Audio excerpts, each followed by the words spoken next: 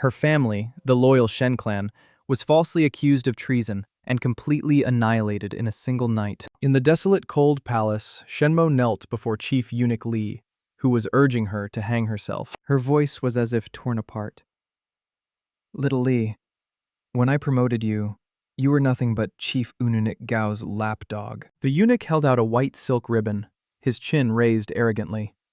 "Your Majesty, times have changed. Please, hurry. I still need to report back to the Emperor." Shenmia froze for a second, then burst into laughter. The servants and officials who once gravelled before her could now order her around. What a perfect example of how times change. The door to the room was pushed open. Emperor Fushui stood before her, his expression cold. "For the 20 years you stood by my side, I'll grant you an intact corpse. You may thank me for this mercy." That voice, the one etched into her soul, sent a chill deep into her bones. This was the husband she had loved for 20 years, the man she had weathered every storm with, and now he was saying to her, "I'll grant you an intact corpse. You may thank me." Why? "My Shen family helped you ascend the throne. When the Xianggu invaded, I wrote the surrender letter to negotiate with their envoy. When you needed to sway the court officials, I knelt and begged for their support. When Consort Mei wanted my daughter Wanu to marry, you agreed. And Wanu died of illness at just 16. You favored your son Fuan and neglected my son Fuming. Everyone in the court knew. And now you've slaughtered my entire family. Facing death, I only want to ask you one thing." Why? Her litany of accomplishments didn't move Fu Yi in the slightest. He remained as cold as an ice statue. "When my father was alive, he planned to deal with the great families. The Shen clan's power surpassed the throne itself. They couldn't be allowed to exist forever. I convinced him to spare your family for 20 years. That was a divine favor." His words ripped apart her already broken heart, leaving only festering pain. A terrifying hatred surged within her. "Why did you spare the Shen family? That wasn't mercy, nor was it a favor. You only wanted to exploit our military strength to secure your throne. Kill the rabbit, cook the dog. Now that the empire is stable, you've burned the bridge behind you." "Fushui, you're a heartless monster." As if she'd struck a nerve, Fushui roared and slapped her heart across the face. "Know your place," he snarled, then stormed out. Shenmia collapsed to the floor, biting her lip until it bled. This was the man she had loved her entire life. All his sweet words from before were just an act, a cruel joke. Overcome with rage, she coughed up a mouthful of blood and began to laugh. A sweet, melodious voice sounded from behind. "Dear sister, what's happened to you? You look absolutely pathetic." The speaker was Consort Mei, the favored concubine Shenmo had fought against her whole life, and clearly lost to. Shen Miao saw 2 palace maids standing behind Consort Mei and froze in shock. Shening Shenyu. They were her cousins, daughters of the second and third branches of the Shen family. What were they doing in the palace? Shen Yua covered her mouth, giggling. "All these years, our dear Shenmo has been so eager to arrange marriages for us. Now you don't need to worry anymore. His Majesty treats us very well." Things that had never been clear to Shenmo suddenly clicked into place. "You two refused to marry all this time for today?" Shenting smiled, her eyebrows arching. "Of course, His Majesty made a deal with my father and third uncle long ago. As long as they convinced you to marry him, we sisters would share the same fate one day. His Majesty is so handsome.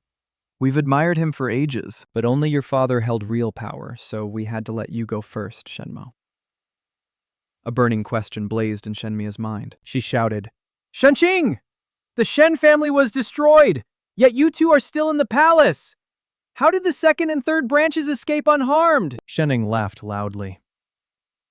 "Because we were the ones who made it happen, obviously. The evidence of your father's sockled treason.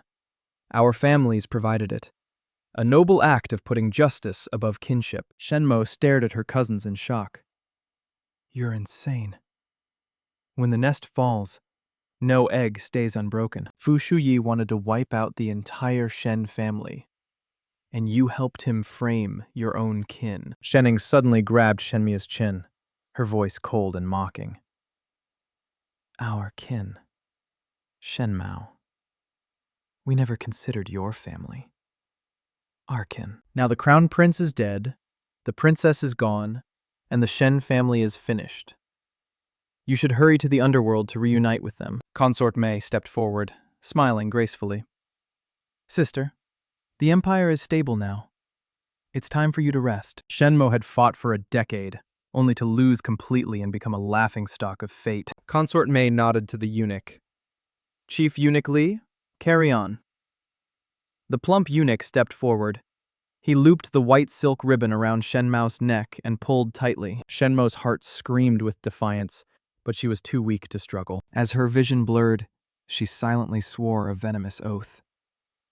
My son, my daughter, my parents, my brother, my servants, my entire Shen family, all slaughtered. Hushui, Consort, Mei, Shening, Shenu. All of you who harmed me, who harmed my family, if there's an afterlife, I'll repay this debt in blood. The scene shifted. A room filled with a faint, pleasant fragrance. Shenmia's maid, Jingj, was frantic. Guyu, it's been nearly an hour. Why hasn't the doctor arrived? Guy glanced at the figure on the bed.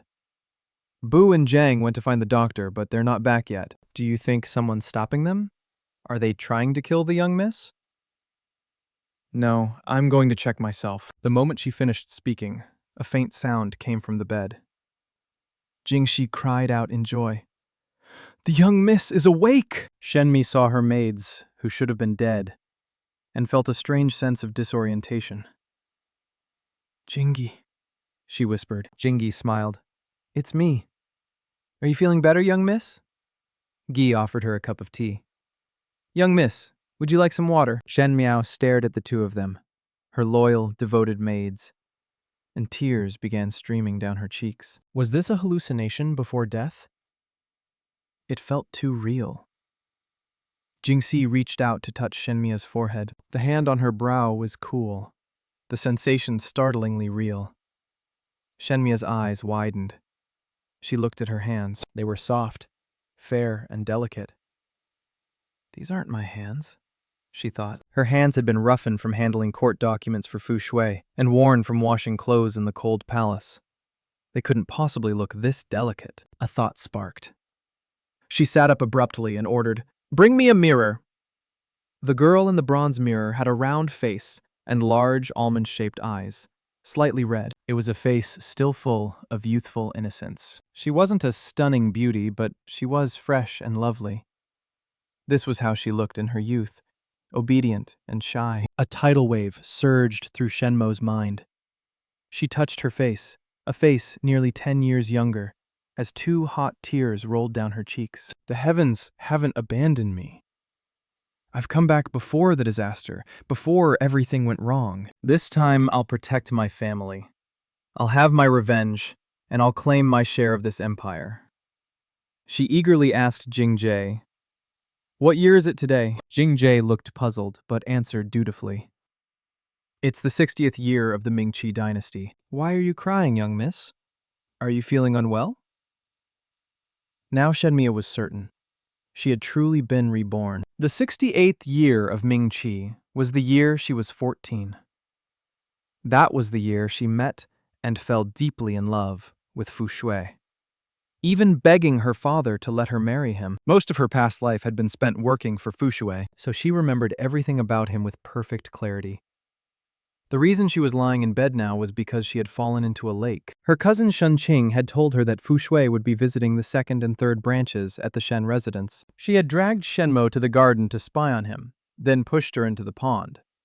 Because her infatuation with Prince Ding was the talk of the capital, the incident was seen as a deliberate attempt to seduce him, and the Shen family became a laughingstock in the eyes of the officials present. The Shen family had 3 branches. The first branch, led by her father, Shenshin, was the son of the old general and his first wife. After the first wife passed away, the old general remarried, and his second wife gave birth to the heads of the second and third branches, Shengui and Shenwan. When the old general passed away, his second wife became the current old Madame Shen. The Shen family was a lineage of military generals, but only her father, Shen Xin, held command over the military. The second and third branches had become civil officials, no strangers to behind-the-scenes scheming. Because her father was always occupied with military campaigns, and her mother, Lady Shen, accompanied him, Shenmo was left in the capital to be raised directly by old Madame and her two aunts. The result of this upbringing was that she became an ignorant, brazen man-chaser. This deliberate sabotage had ruined her reputation in her past life. But back then, she was blind to their strategy of spoiling her to ruin, genuinely believing her grandmother and aunts loved her dearly. In this life, she was eager to see how they'd play their shameless tricks again. While she was thinking, a maid sweeping the courtyard rushed in. "Young miss, second young miss is here to visit you." Jing and Gaiyu both looked displeased. Coming at a time like this, the young miss hasn't even recovered. Aren't they worried she'll catch a cold? Shen Miao let out a quiet sigh of relief. It was good to have loyal maids by her side. Shen walked in, feigning concern. "Shenmo, are you feeling better? I was so worried when I heard you fell into the water. As soon as I heard you were awake, I rushed over." Big sister made a mistake that day. Please forgive her. She didn't mean to embarrass you in front of Prince Ding. Shenmo stared at her. Here it begins, she thought, using fake apologies to stir up conflict between her and Shenqing. The script was the same as last time.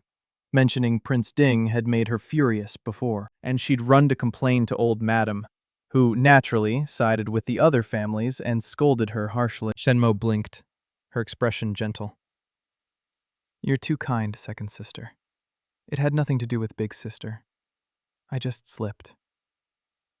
Shen Yu frowned slightly. This was odd.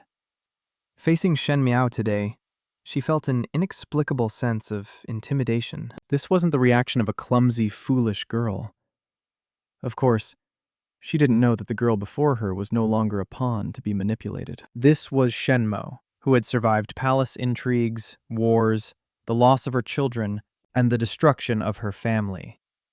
This was the former empress of Mingqi, who once held supreme authority over the 6 palaces. After a brief pause, Shenui tried again. "Shenmo, you don't have to force yourself." Shenmia cut her off with a smile. "Why would I force myself? It's no big deal. My head's still a bit dizzy, so I'd like to rest more. Let's talk tomorrow." "Okay." After Shenhua left, Gaiyu spoke cautiously. "Second young miss doesn't have good intentions. You were the one pushed. Yet she came here to plead for first young miss. But the way she said it didn't sound like pleading at all," Shenmia said softly. "When the snipe and the clam fight, the fisherman profits." She probably wants to be the fisherman. Guy's eyes lit up in surprise. "Young miss, have you finally seen through their true colors?" Shen Miao understood why Shen Yu was deliberately provoking her.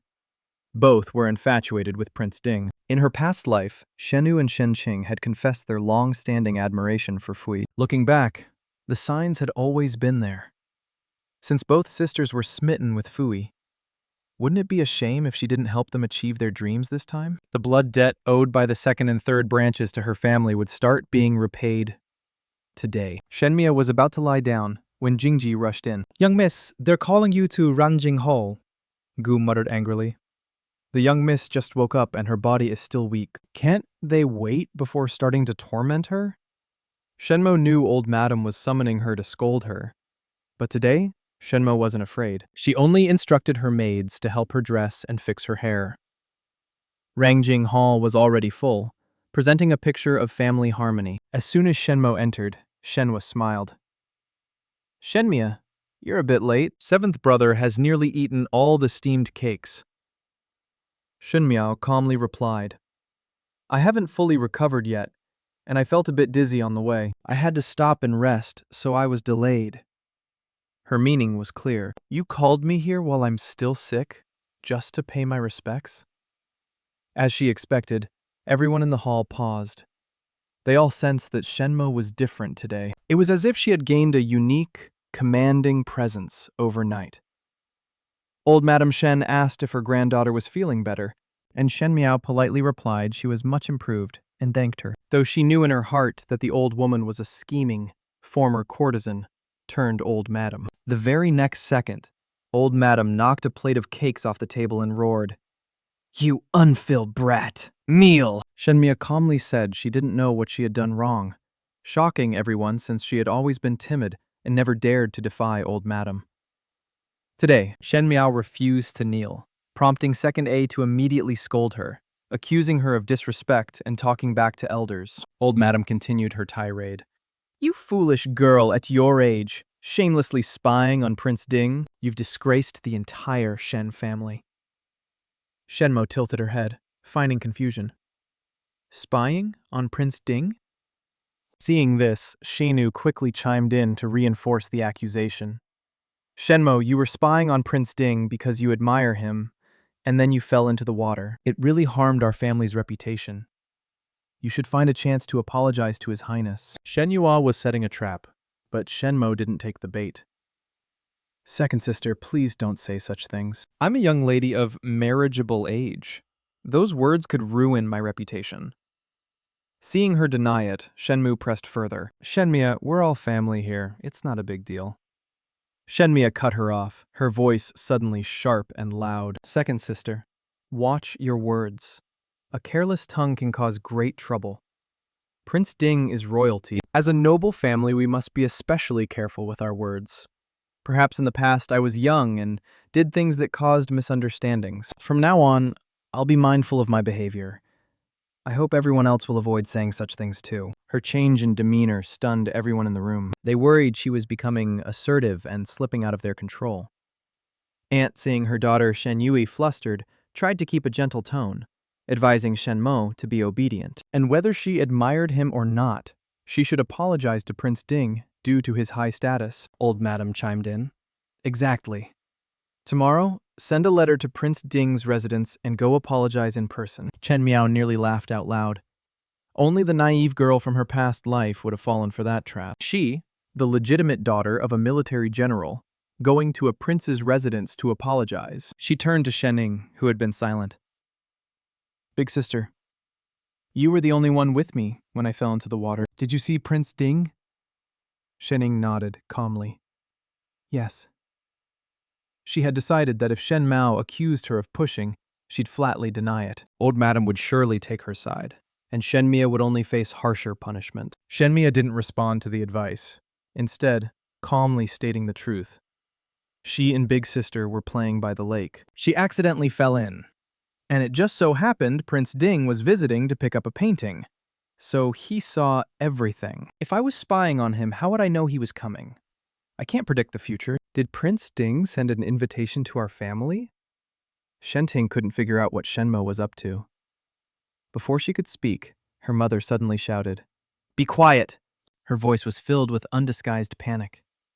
They didn't dare continue framing her. Second aunt quickly changed her tone, agreeing that Shenmia was right, suggesting it was just a misunderstanding, and that the magnanimous Prince Ding wouldn't care about a childish mishap. Third aunt smiled in agreement, instructing Shenu and Shening not to bring it up again, as it was just an accident Prince Ding happened to witness. Everyone reassured her that old madam was only concerned for her, not truly angry. Shenmia smiled inwardly, knowing they understood the implication in her words. She had deftly turned a personal reputation issue into a matter of a vassal's loyalty. Even if Fushui was just stopping by to collect a painting from a bet, who knew if the emperor had spies in the Shen residence? What would they think if they heard her words? But since they wanted to trample her reputation, she'd gamble with the heads of her uncles, Shengui and Shunwan. She wondered if her aunts realized that. Would they dare take the risk? She smiled. Now I understand. So third aunt agrees I didn't do anything wrong. Third aunt affectionately took Shenmia's hand. Still, you were careless to fall into the lake. How are your maids taking care of you? Just because your parents aren't here, they've gotten lazy and disrespectful. They should be replaced. Second aunt smirked. Her sister-in-law was truly clever. Her daughter, Shen Yui, was also of marriageable age. No matter how foolish Shenmo's reputation was, Shenyui's status was still far lower. After all, Shenshin was the one who held military power. Most of the maids and servants in Shenmia's courtyard had already been replaced, if they even sent away her closest maids. Shenmiao pulled her hand back, feigning innocence. Lately, so many people in my courtyard have been replaced. I don't even recognize the second-rank maids who just arrived. If you replace the few left by my parents, I'll have no one to talk to in West Courtyard anymore. Second Aunt's smile froze. If word got out that the first branch's daughter didn't even know her own servants, the second and third branches would be accused of malicious intent. She quickly nudged Third Aunt aside and smiled warmly at Shenmao. Your third aunt was just joking. Gu and the others were only a bit careless. Old Madam declared that the Shen family was always benevolent and wouldn't do something so cruel, telling Shenmo not to worry. Third aunt, realizing her mistake, quietly backed down, seeing she couldn't bully Shenmao today. Old Madam waved her hand impatiently. Enough! Everyone's dismissed. As Shenmo left, Third Aunt watched her, feeling increasingly uneasy. Shenmiao had always dressed plainly, but today, though her appearance seemed the same, she somehow exuded a commanding presence, almost regal. Back in her courtyard, Shenmo ordered Gu to prepare a carriage. Tomorrow, she would go to Guangwan Academy. This time, Shen Yui and Shen Qing's title of talented ladies would change hands. For the young nobles of the Mingqi dynasty, being admitted to Guangwan Academy was a great honor. As soon as Shen Yui reached the gate, people warmly greeted her. Shenu, why isn't Shenmo with you today? Yapan deliberately raised her voice. She's probably too embarrassed to show her face. I heard she fell into the lake trying to spy on Princing. Shen Yua pretended to defend her. That's not true. Why Palin and the others thought she was too kind? Shen Yu, you're too protective of your sister. A foolish girl like her doesn't seem like a Shen at all. With General Shen and his wife away from the capital, she's clearly been neglected. She has no manners or shame. Shen Yua denied that Shenmo was neglected, saying she was always guided by her mother and second aunt, implying Shenmo's brazen nature was innate. Yep. Palin also found it odd that Shenmo was worlds apart from the accomplished Shen and Shen Qing. A group of young men and women giggled. Just then, someone shouted, "Look, it's Shen Miao!" Wearing a green cloak, Shenmo approached, her expression calm and composed. Her face was the same, but there wasn't a trace of foolishness. Combined with her graceful posture, she radiated an elegant, dignified aura. Shenyu, did your sister go mad from her illness? The girl who used to pile on gold and silver looks like a completely different person today. Jing Kaijuan, unable to stand seeing Shen Miao look composed, tried to rattle her. Shenmo, I heard you fell into the water. What, is your cold all better now? Shenmo didn't want to waste time with them. She glanced at Zhang Taiwan and said flatly, I'm fine. Thanks for your concern. Then she walked past. Zhang Chaiyan, annoyed by her aloof attitude, blocked her path. If you're fine, shouldn't your first stop be to apologize to Prince Ding instead of coming to the academy? Don't you have your priorities mixed up? Shen Yue jumped in, saying Prince Ding wouldn't fuss over a small matter with Shenmo, and that Shenmo came to the academy because she craved knowledge. As soon as Shenu finished, Kailan, the eldest son of the Kai family, sneered and dismissed her excuse. He mocked that Shenu didn't need to use such a ridiculous pretext to defend Shenmo, a girl who couldn't even recite the classics. Calling her knowledge-hungry was laughable. Besides, who knew if she fell into the water on purpose, hoping for a hero to save the damsel, only to fail? After Kailan's jab, the boys around burst into laughter. Shenmia was instantly surrounded by mocking words and malicious stares. But Shenmo stayed calm. She'd heard far worse insults in her past life. Compared to her tragic end, what were these words? Shenmia judged that the noble kids around her weren't her real enemies, just pawns stirred up by others to turn against her. She thought it unwise to turn potential allies into new foes over a moment's anger. Her voice was completely unfazed as she asked Kailan, Who told you I fell into the water because I love Prince Ding? Her direct and composed attitude threw Kailan off. Isn't that true? Shen Miao called out Shen Yu and Shen Qing for not defending her. Remembering their mother's instructions, they quickly explained that Shenmo only fell into the water by accident, and Prince Ding just happened to see it, with no romantic motives involved. Shen Miao continued, her expression serious. You're talking about things you haven't seen with your own eyes. Guangwan Academy shouldn't just teach academics, but character too. Besides, love is a beautiful thing. Why do you speak of it with such contempt? If I, Shenmo, love someone, I'll love openly and honorably. Prince Ding is royalty far beyond my reach. You're all mistaken.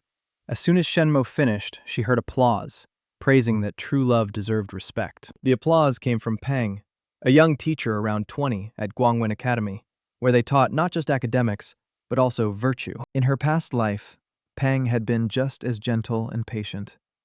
Compared to the stricter teachers, he was more respected by students. He also had a secret identity as Fu Shui's most trusted advisor. After Fu Shui took the throne, Pang was appointed Grand Tutor. He excelled in that role. Shenmo had once been close to Pang, who had suggested she go to the Qin state as a political hostage, claiming it was for the good of the Mingqi Empire and to help His Majesty resolve an urgent crisis. The entire empire would benefit from her sacrifice, and the people would be forever grateful. But in reality, when she returned after 5 years, she found Consort Mei had entered the palace. Palong's subordinates, who once respected her, now treated her with suspicion. Shenmia had believed Pang was wise and upright. When her son was stripped of his title as crown prince, she even knelt to beg for help, trusting Fu Shui would listen to him. But Pang only said, Your Majesty, when the Emperor has decided I can do nothing, times have changed. You must accept your fate. Shenmia's eyes darkened as she looked at Pang. Accept her fate even after being reborn. If she still had to submit, wouldn't that be the most hateful and tragic thing of all? Shenmia was determined to fight to the end. Fui hadn't yet won over Pang, so she weighed her options, cut off their connection, and win Pang to her side or eliminate him before he grew too powerful. As she strategized, Pang noticed her gaze on him. Shenmo lowered her head, her entire demeanor shifting. Pang shook his head. How could a young girl have such an authoritative, murderous look? Shen Miao was known as the Academy's most foolish and timid student. He must have imagined it. Soon after, the day's classes ended. Shen Miao had only taken a few steps when Fananning, the legitimate daughter of the Fun family, caught up with her. Shenmi, are you possessed or something? She felt like Shenmo had become an entirely different person overnight. Calm, confident, and graceful, with a composure far beyond her years. Bong Aning, annoyed by Shenmo's silence, suspected she was ignoring her, and asked if she was studying hard for the upcoming academy banquet. Shen Miao glanced at her and replied coolly that she'd never thought about competing, since she was always at the bottom. Fanjing studied her closely. Was she really so deeply hurt? Could that explain her drastic personality change? Shenmia smiled. Yes, she said no more. The sound of a carriage echoed from outside. Ye, Palan, and Zhang Kaiwan ran out to see. Shenmiao barely cared, but Fananning insisted on dragging her along. Outside, many students were already gasping in admiration. So handsome. Definitely not an ordinary guy. Who is he? On a fine horse, a dashing young man appeared. The corner of his mouth curled into a faint smirk, but his eyes were cold and distant. It was Shi Jing, the young heir of Marquis Ding. Tung Enning whispered, Shenum, look, it's really young Mary's Sai, just as handsome as the rumors say. A girl in the crowd, overly excited, boldly tossed a folded handkerchief like a flower toward him. Zi Jingxing caught it, held it in his hand, and flashed a charming smile. The girl who threw it beamed, her face flushing red. The next moment, Zi Jingxing straightened, his playful smile vanishing, and he let the handkerchief slip from his hand. It fell beneath the horse's hooves. The horse trampled it without hesitation.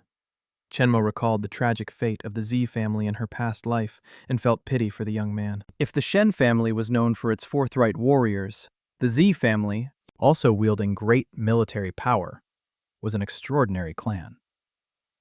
The previous emperor had deliberately pitted the Shen and Zi families against each other to maintain a balance of power. Her father, Shenxin, and Xia Jing's father, Xia Ding, were always political rivals.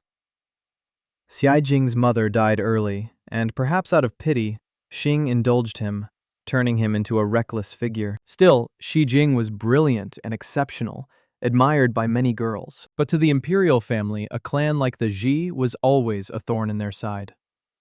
When the Xiongnu invaded, Xing led his army into battle. The bold general, fearless his whole life, was ultimately defeated. His entire army wiped out. When Ziding was laid to rest, the people of the capital spontaneously lined the streets to pay their respects, and the entire nation mourned. This was a grave taboo for the imperial family. Soon after, the young Zhu Jing was appointed to lead the army in his father's place. It wasn't his first time on the battlefield. Like all Z's, his martial prowess was enough to terrify enemies. Though he knew his father's death was shrouded in suspicion, he still accepted the imperial edict. Later, in a losing battle, he was exposed to the enemy and died, his body pierced with countless arrows. He was only 26. Father and son both fallen on the battlefield. The people saw only the Xiongnu's cruelty and the general's bravery, not the dark undercurrent of conspiracy beneath the surface. The pity in Shenmu's eyes was so evident that Shi Jingjing suddenly glanced over, his gaze meeting hers with an unreadable expression. Shenmu quickly lowered her eyes, pretending to be shy. Just then, Kai pushed through the crowd, holding a small cloth-wrapped package. "Young Marquise," he said respectfully, handing it to Xia Jing. "This is the rare medical text you asked me to find." The bully who had been arrogant with Shen Miao was now bowing and scraping before Xi Jing. Funning whispered to Shenmo, "Who do you think is better, young Marquise or Prince Ding?" Shen Miao answered without hesitation, "Young Marquis Xi is far superior." Feng Ganning was surprised. Shenmo didn't bother explaining, her gaze following Xi Jing as he left. After the Xi family's fall, the Shen family would soon face its own disaster. The two families were like lips and teeth. If one fell, the other would feel the chill. Saving the Z family, saving Zijing, would be another card in her hand. Perhaps it was time to make a deal with the Z's. Tijin Singh rode to a tavern and tossed the package to a young man inside. "Don't ask me to do these errands again." The young man, Gao Yang, a descendant of a family of divine physicians, smiled. "Thanks. Looks like you've stirred up a commotion again. With your personality, you should get out more. Maybe you'll meet a nice girl. You're at the perfect age. Why are you always alone?" Shi Jing's singing was used to his friend's serious exterior but dull inner life. He turned away, mildly annoyed, but the image of a pair of eyes, both pitying and helpless, flashed in his mind. When he looked back, she had pretended to be shy, lowering her face. That girl intrigued him. It was dark when Shenmo returned to the Shen residence. As she reached West Courtyard, a warm voice called out, "Young miss, you're back. I was so worried when I heard you fell into the water. I was sick and couldn't visit, but seeing you're fine now, I'm finally relieved." The plump Shenmo knew Guimo had betrayed her long ago, tarnishing her brother's reputation, and responded coldly, "You've worked hard, Guimo." Guimo kept up her flattery. "Let me offer you some advice, young miss. Don't be too upset. A beautiful girl like you, Prince Ding, is bound to notice you." Shenmo's voice was icy as she cut her off. "Are you trying to ruin my reputation?" "Fine. Let's go ask old madam if the reputation of a general's daughter still means anything." Guimo panicked. The young miss was no longer easy to fool, and she'd just been publicly humiliated. Swallowing her anger, she tried to backtrack. "Your words are too harsh. I've been by your side for over a decade. How could I ever tarnish your good name?" Jinxie shouted, "How dare you? The young miss is your mistress." "Guimo, you dare speak to her like that? It was my mistake just now. I've been with the young miss for years, treating her like my own daughter. Please don't be angry, young miss. It's not good for your health." Shenmia's tone was indifferent. "Since you know you were wrong, I'll dock 3 months of your pay." With that, she ignored the stunned Guimo and walked into her room. She smirked inwardly. What would a penniless Guimo do? Of course, she'd run to East Courtyard to prove her loyalty. Shenmia guessed, right? Guimo hurried to the Autumn Water Garden to report. and was immediately summoned by the second branch, tasked with checking on how young Miss Shenmo is doing. She's probably upset about falling into the water. No matter what I do as her aunt, it seems to be wrong. I need you to find out what's going on. Gimomo caught her meaning instantly. Young Miss Shen Miao is so lucky to have your care, madam. But after this incident, her personality has changed a lot. She's become quite distant with me. Second aunt asked the question she really wanted answered. So, Guimo, in your opinion, has her attitude toward Prince Ding changed? Guimo gave the answer that would earn her the biggest reward. It seems young Miss Shenmo wants to distance herself from Prince Ding. Today she wouldn't let me mention his name, but I know her nature. I doubt she can give him up so easily. Her angry words shouldn't be taken seriously. Second aunt was very pleased with her spy and signaled a maid to bring a reward. Seeing the hefty bag of silver, Guimo beamed and quickly tucked it away. Thank you, madam. I'll take my leave. After Guimo left, Shining stepped out from behind a screen, her voice thick with undisguised anger. Mother, Shenmo hasn't given up on Prince Ding. What should I do? Second aunt beckoned her closer. Don't worry. No one in this household outshines you. Shinmia is a fool, not a threat. I have ways to deal with her and ensure she never marries Prince Ding. As for you, keep an eye on that girl in Autumn Water Garden. Shening was surprised to hear her mother mention Shenu and Prince Ding, wondering about her capabilities. While second aunt sighed, saying, Your third aunt is a formidable woman. She seemed to realize this wasn't a topic to discuss with her daughter and abruptly stopped. Anyway, don't worry about Shenmo. I have a plan. A glint of ruthlessness flashed in her eyes. Meanwhile, at Autumn Water Garden, Shenyu also overheard her mother's conversation with Guimo. After holding back for a while, she finally asked, Mother, why did you say that to Guimomo? Won't that make Shen Miao even more determined to marry Prince Ding? Third aunt smiled. What do you think of Shenmo? Shenu considered her a fool, ignorant of literature and math, unskilled in the four arts, timid and clumsy. If not for her father's illustrious reputation, no one would pay her any attention. Third aunt saw through her self-proclaimed clever sister-in-law. She shook her head. But after falling into the water, I've noticed she's changed.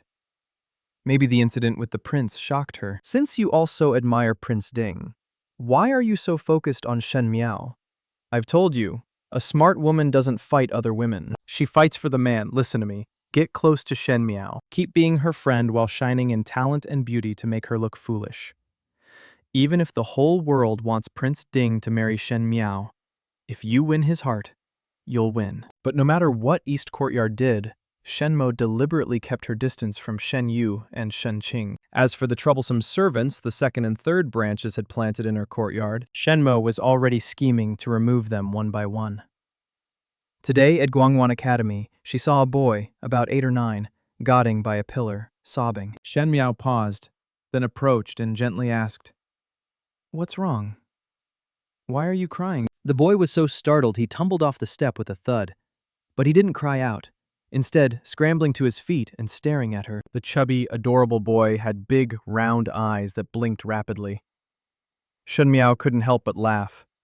Still, he called out in a soft, clear voice, Big sister! His voice melted her heart. She knelt down, gently patting his head. Why were you crying?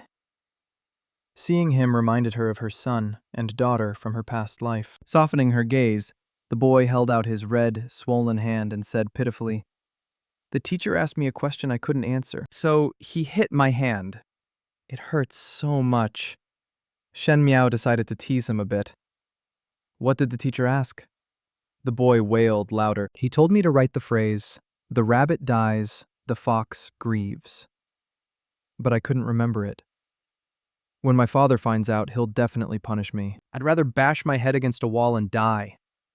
His dramatic, exaggerated tone was both amusing and endearing. She wondered whose precious child this was. Which family are you from? She asked. The boy puffed out his chest and introduced himself. I'm Su Muming Long, second young master of the Earl of Pingyan's household, son of Su Yu, and younger brother of Su Mingfun, the heir. Shenmo froze. Her expression turned cold. a sharp glint flashing in her eyes. The Su family was a prominent clan, handling horses and provisions for the army, fiercely loyal to the emperor. Though unrelated to the Shen, Su Yu, the Earl of Pinggan, and Siding, Marquis Ding, were close friends. Their sons, Su Mingfeng and Xia Jingxing, grew up together, and were so close that after Su Ming's death, only Xia Jing dared to bring his body back. An imperial edict would soon be issued, and in broad daylight the imperial guards would raid their household and execute them on the spot. The Su family's blood would flow from the east of the capital to the west. Not a single old ally dared to step forward. Only Zi Jingqing came to collect the bodies of the family's masters. Serving the emperor was like living with a tiger. Loyalty didn't guarantee imperial favor. The Su family's destruction was only 2 months away. Looking at the innocent boy before her, Shenmo asked, "Is Su Mingfeng the heir who recently earned great merit for managing the military horses so well?" The boy looked up proudly. "Yes. Father says the emperor will surely grant him a title." Shenmao stood smiling and asked if the boy's father would punish him for failing to answer a question, suggesting she had an idea to help him avoid it. The boy eagerly asked, "What's the idea, big sister?" Shen Miao put a finger to her lips.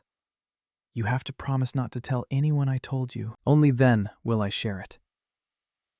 That afternoon in the study, Su Yu, the Earl of Pingnan, was discussing military matters with his eldest son, Su Mingfeng. "I believe this time His Majesty will grant you a title. With the Jiangnu stirring, the cavalry strength is more crucial than ever. Mingfeng, if you gain the emperor's favor, the Su family's future will be boundless." In Su Yu's mind, as long as he stayed loyal, the imperial family wouldn't mistreat him. But he forgot the old saying, "Serving the emperor is like living with a tiger." Su Ming nodded in agreement, determined to follow his father's path in serving the country. Both father and son were in high spirits when Su Ming Lang, round-faced and adorably naive, returned from the academy. "Father, big brother, Ming Lang, how was the academy today?" Su Ming Lang shuffled into the study. "Awful." The boy pitifully showed them his hands. Su Mingfeng saw the red marks on his brother's palms and frowned with concern. "Why did the teacher hit you so hard?" Minglang's still young. Su Yu exploded. "Because you always spoil him.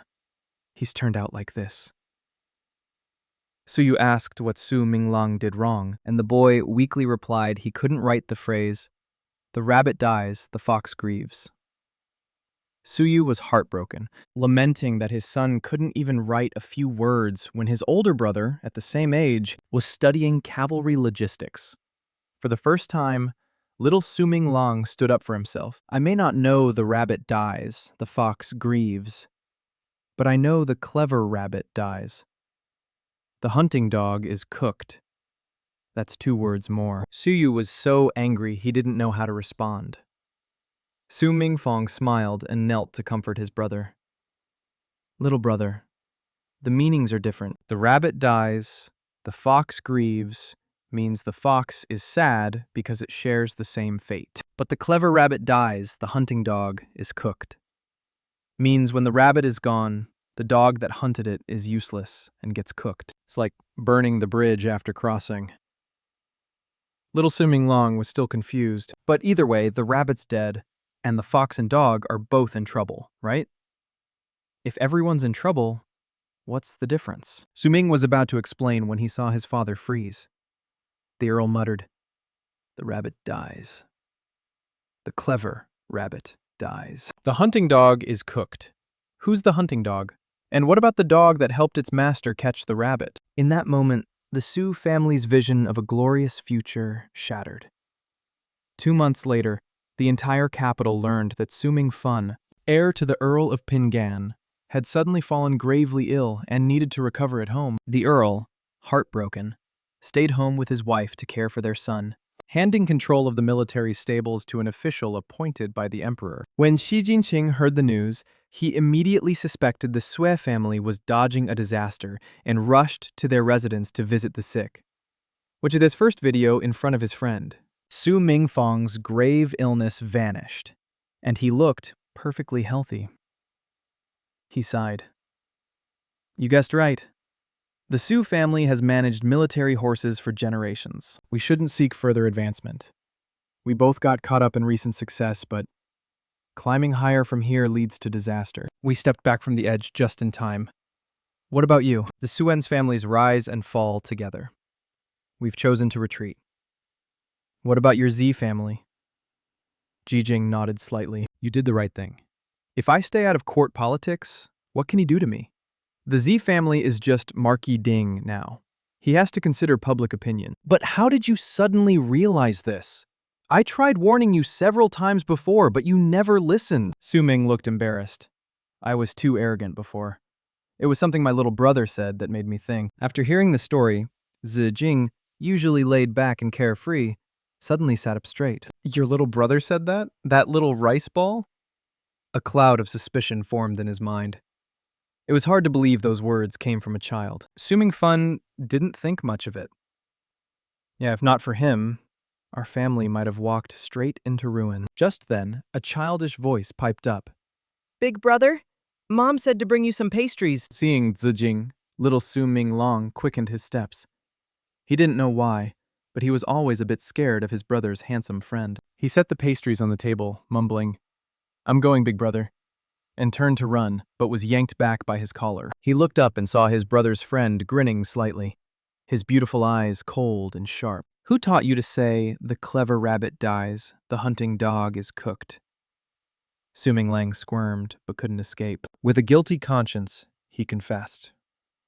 Time passed quickly, and Guangwen Academy students began preparing for the academy banquet at the end of the month. It was a major event for noble children, a chance for boys to start their official careers, and for girls to showcase their talents and virtues. But the reborn Shenmo had no interest in it. Funning couldn't help asking, "Why aren't you studying? The banquet's coming up. If you come in last again, everyone will laugh at you." Shenmia looked calm. I don't understand it anyway, so why waste my time? Yane, overhearing, laughed loudly. You can't turn a sow's ear into a silk purse. Funning shot back. Have you said enough?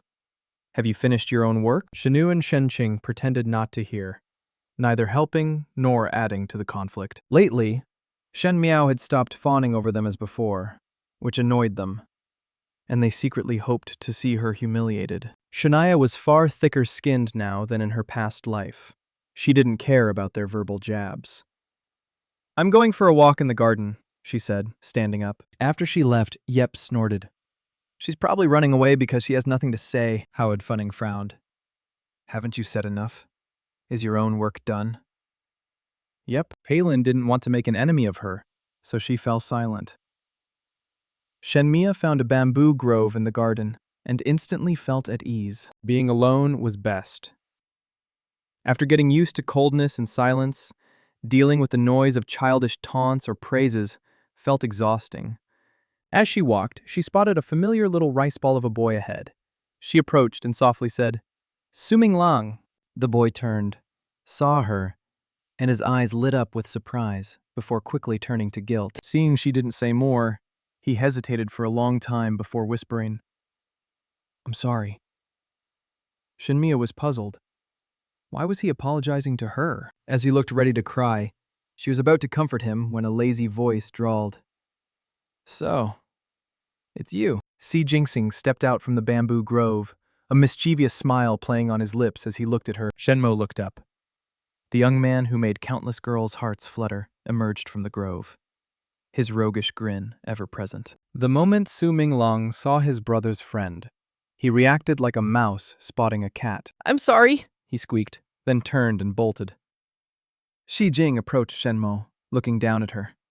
His eyes were sharp, as if they could pierce through someone's soul. A man like this, no matter how carefree he appeared, likely had a heart cold as ice. Shenmo lowered her gaze, but Zi Jingxing smirked, lifting her chin with the hilt of his dagger, forcing her to meet his eyes. She realized he was hard to deal with, and any lie could be easily exposed, but she had to try. She took a deep breath, stepping back to free her chin from the dagger, and said, "Young Marisi." Shi Jinsing's eyes flashed. "You know me." Shenmo calmly replied that everyone in the capital knew Shi Jingsing.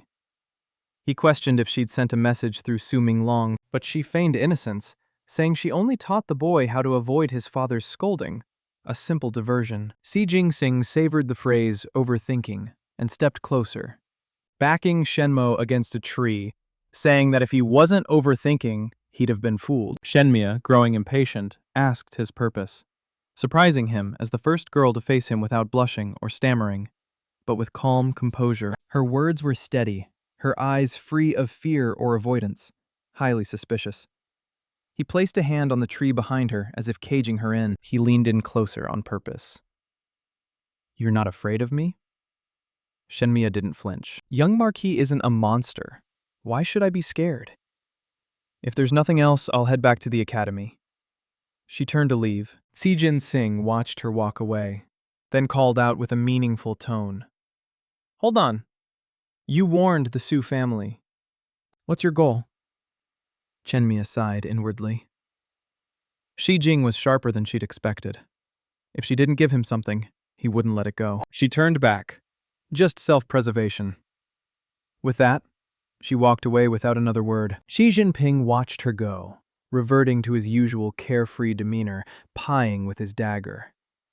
This girl had definitely caught his attention. Back at the Marcus Ding's residence, Ji Jing strode into his study. A servant entered. "Master Concubine Fang made clear lotus seed porridge for you," she said.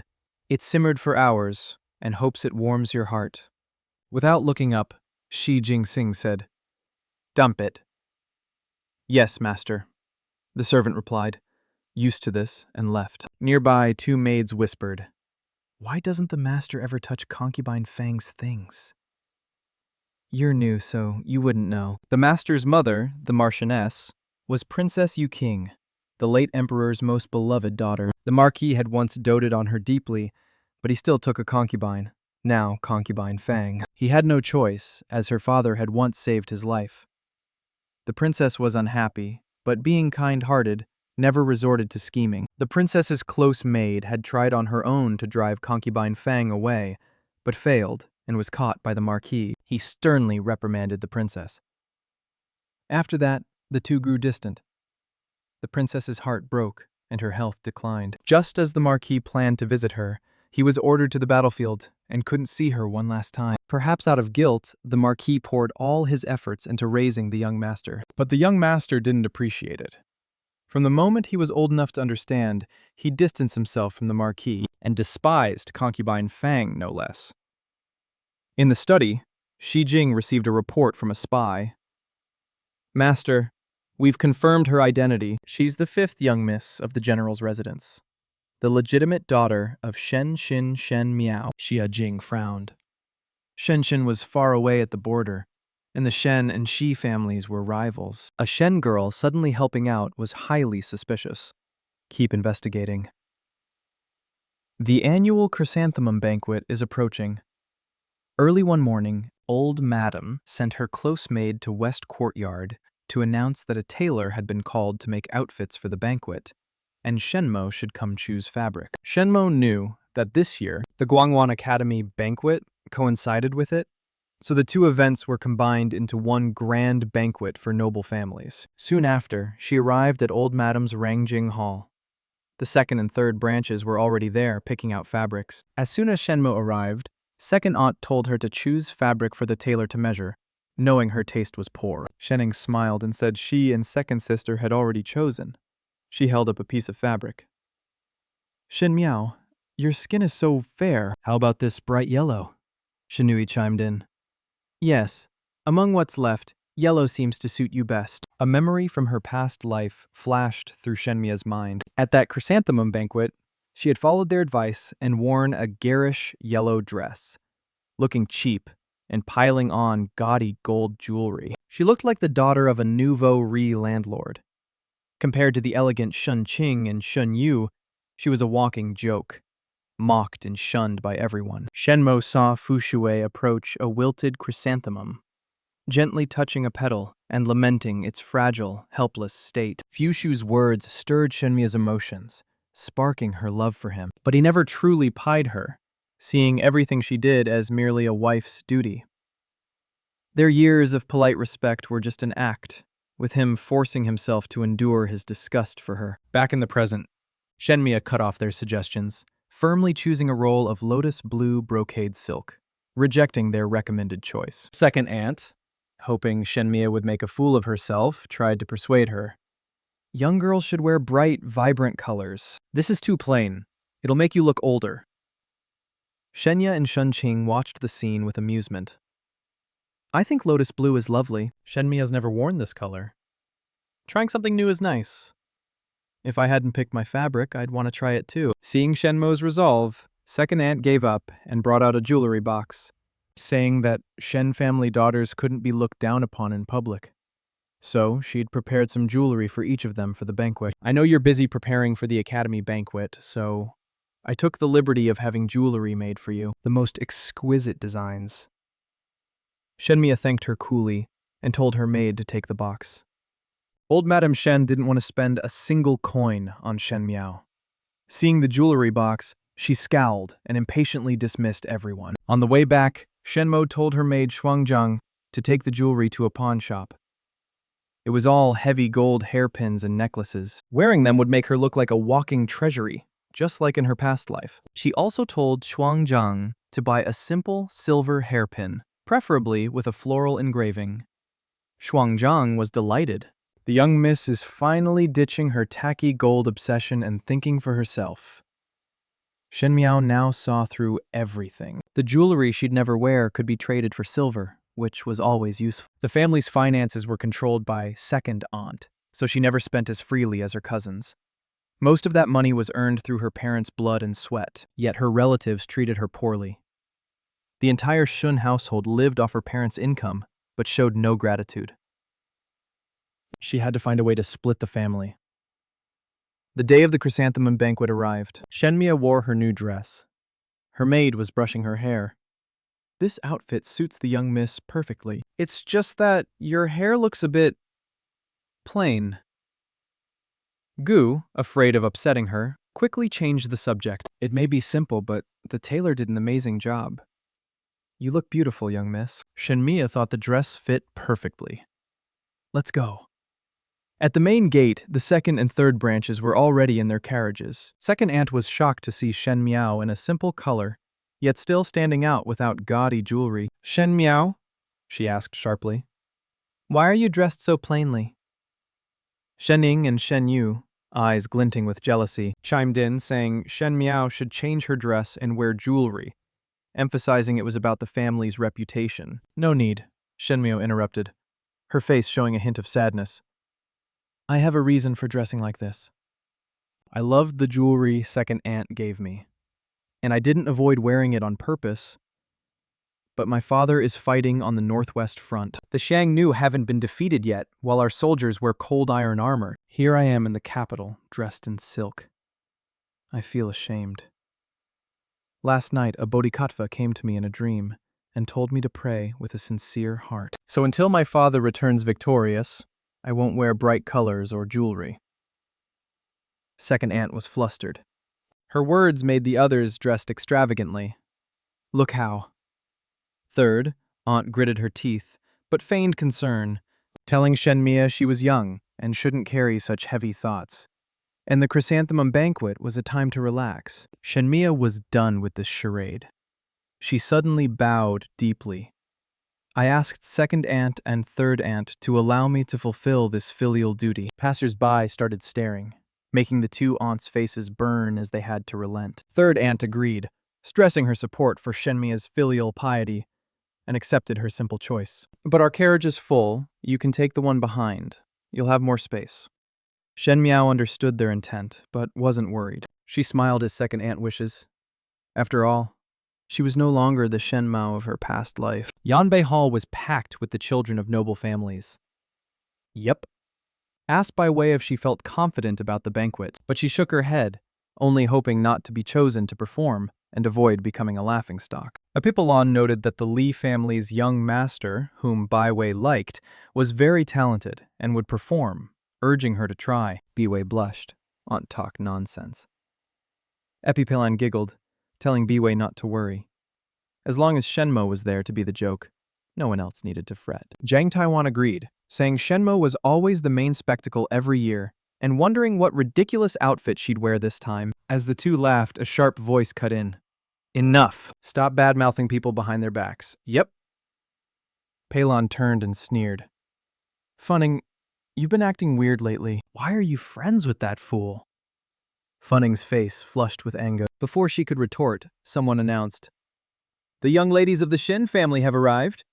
Second aunt wore a splendid robe, her plump figure and elegant hairstyle exuding the dignity of a matron. Third aunt, as usual, looked youthful in a graceful green dress, embodying a scholarly family's refinement. Behind them were Shenu and Shenqing. Shenu wore a pale pink dress, her hair intricately styled, adorned with pink pearls. She was breathtakingly beautiful. Beside her, Shening wore a soft orange dress, radiant and full of vitality. The eyes of many young men were drawn. The Shen family's young ladies are stunning. Their reputation is well deserved. Hillian, once embarrassed by Shenmo, smirked. There's one more. The general's daughter. Who's that? A guest of the Shen family? I've never seen her before. A young man recognized her. Isn't that General Shen's daughter? She's stunning, with such a striking presence. Truly a tiger's daughter from a tiger's father. Kylan's face fell. He couldn't believe this was Shen Miao. A wave of whispers spread through the hall. She's so young, yet so composed. She'll be someone important someday. I never noticed before, but Shen Miao is a real beauty. In an instant, she had outshone the famously admired Shenu and Shenqing. The second and third branches were furious and began plotting to humiliate her later.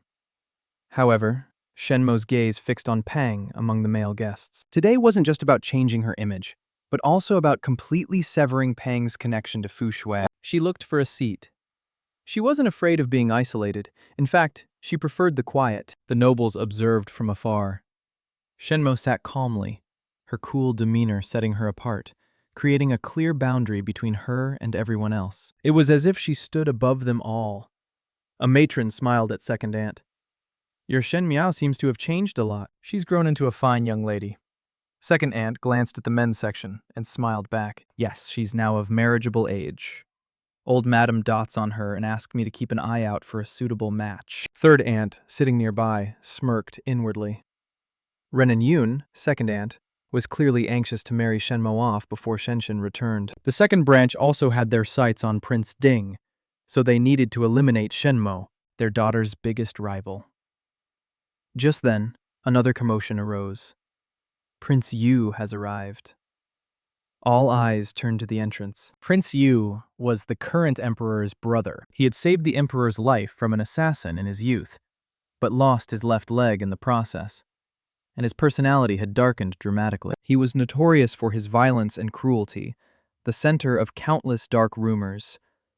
His first wife died just a few years after their marriage, and recently, it was said Prince Yu was looking for a new consort. In her past life, old Madam tried to marry her to the 42-year-old widowed Red, but she was so infatuated with Fu Shui that she packed her things that night and ran to Prince Ding's residence, begging him to take her in. She thought being his concubine was better than marrying Prince Yu. She didn't know she was choosing between two different circles of hell. Second aunt sighed dramatically to the matron, saying the emperor truly favored Prince Yu. The woman, seasoned in family politics and a Shen family ally, caught the hint and remarked that despite his age, a man like him knew how to cherish a woman. Third, aunt sipped her tea, smirking, and commented that anyone cherished by Prince Yu who survived was lucky, as marrying into that family was like falling into a pit of fire. She wondered if Shenmo changed after falling into the water, would really follow their plan.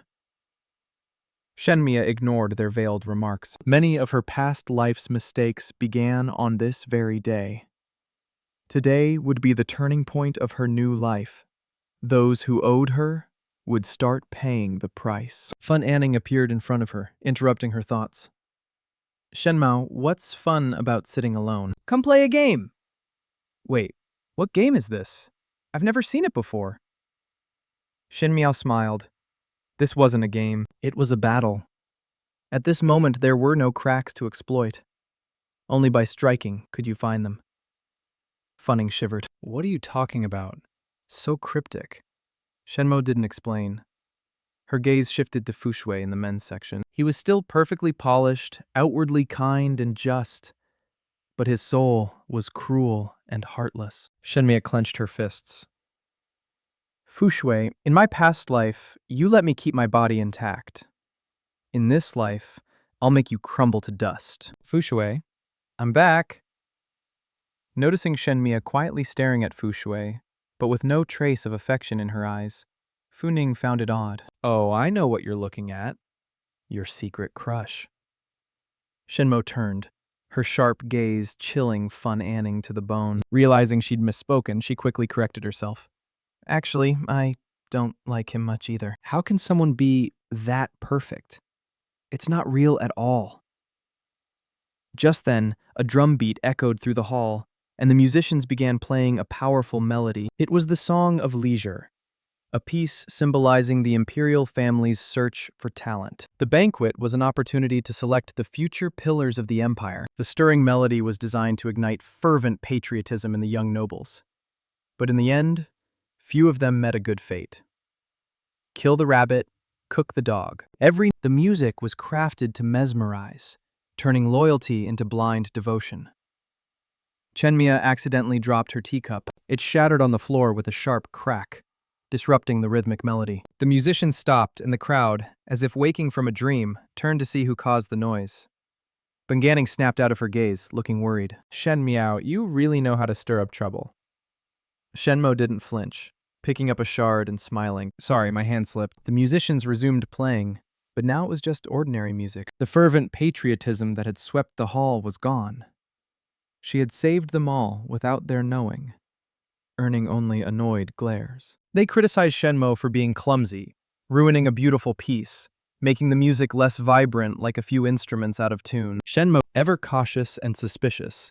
The crash, though accidental, threw off the musicians and broke the hypnotic spell, making him look for who was responsible. Nearby, Prince Zhou Fushuan followed his gaze. Which lady caught your eye, ninth brother? You're the only one of us still unmarried. She's quite pretty. Does anyone know who she is? H. Lang, standing nearby, answered, That's the 5th young miss of the general's residence, one of my students. Perhaps due to Shenmue's prominent reputation, even Prince Jing, Fushuan recognized her and wondered, Is that the legitimate daughter of General Shenshin? Her name's Shen Miao, right? He couldn't believe his eyes. No way. Not long ago she made a fool of herself falling into a lake over ninth brother. Plus, she's completely clueless. How could that elegant, refined girl be her? Fushui kept his fake smile. Watch your words. I didn't mean it like that. But his eyes stayed glued to Shenmue. He was just as shocked. In his memory, Shenmue was a tacky girl who loved garish red and green dresses, obsessed with gold jewelry. Yet the girl before him now wore simple, elegant attire, her skin porcelain pale, her expression gentle as a breeze. How could this be Shenmue? While everyone was lost in their own thoughts, the music ended and the banquet began. The Mingqi banquet had 3 parts: drawing lots, selection, and challenge. In drawing lots, officials decided the skill each person had to perform. In selection, participants chose their best skill to showcase on stage. For example, Shenu always chose the zither. Shenting, meanwhile, chose calligraphy. The final part was the challenge. Anyone could challenge another student to compete in any skill, regardless of gender. Funning drew the zither, which she'd practiced diligently, and she sighed in relief, knowing she wouldn't come in last. Shenmue, what did you draw? Before Shenmue could open her paper slip, Shenu, appearing out of nowhere, snatched it. Oh, it's painting. We drew the same Shenmue. Don't worry, we'll go easy on you. E. Palin, standing nearby, smirked. Shenu, why bother? Let her prepare on her own. Shening joined in to taunt. What are you going to paint, Shenmue? Want second sister to give you some pointers? Facing their mockery and fake kindness, Shenmue gave a half smile and replied, If second sister helps me, wouldn't that be cheating?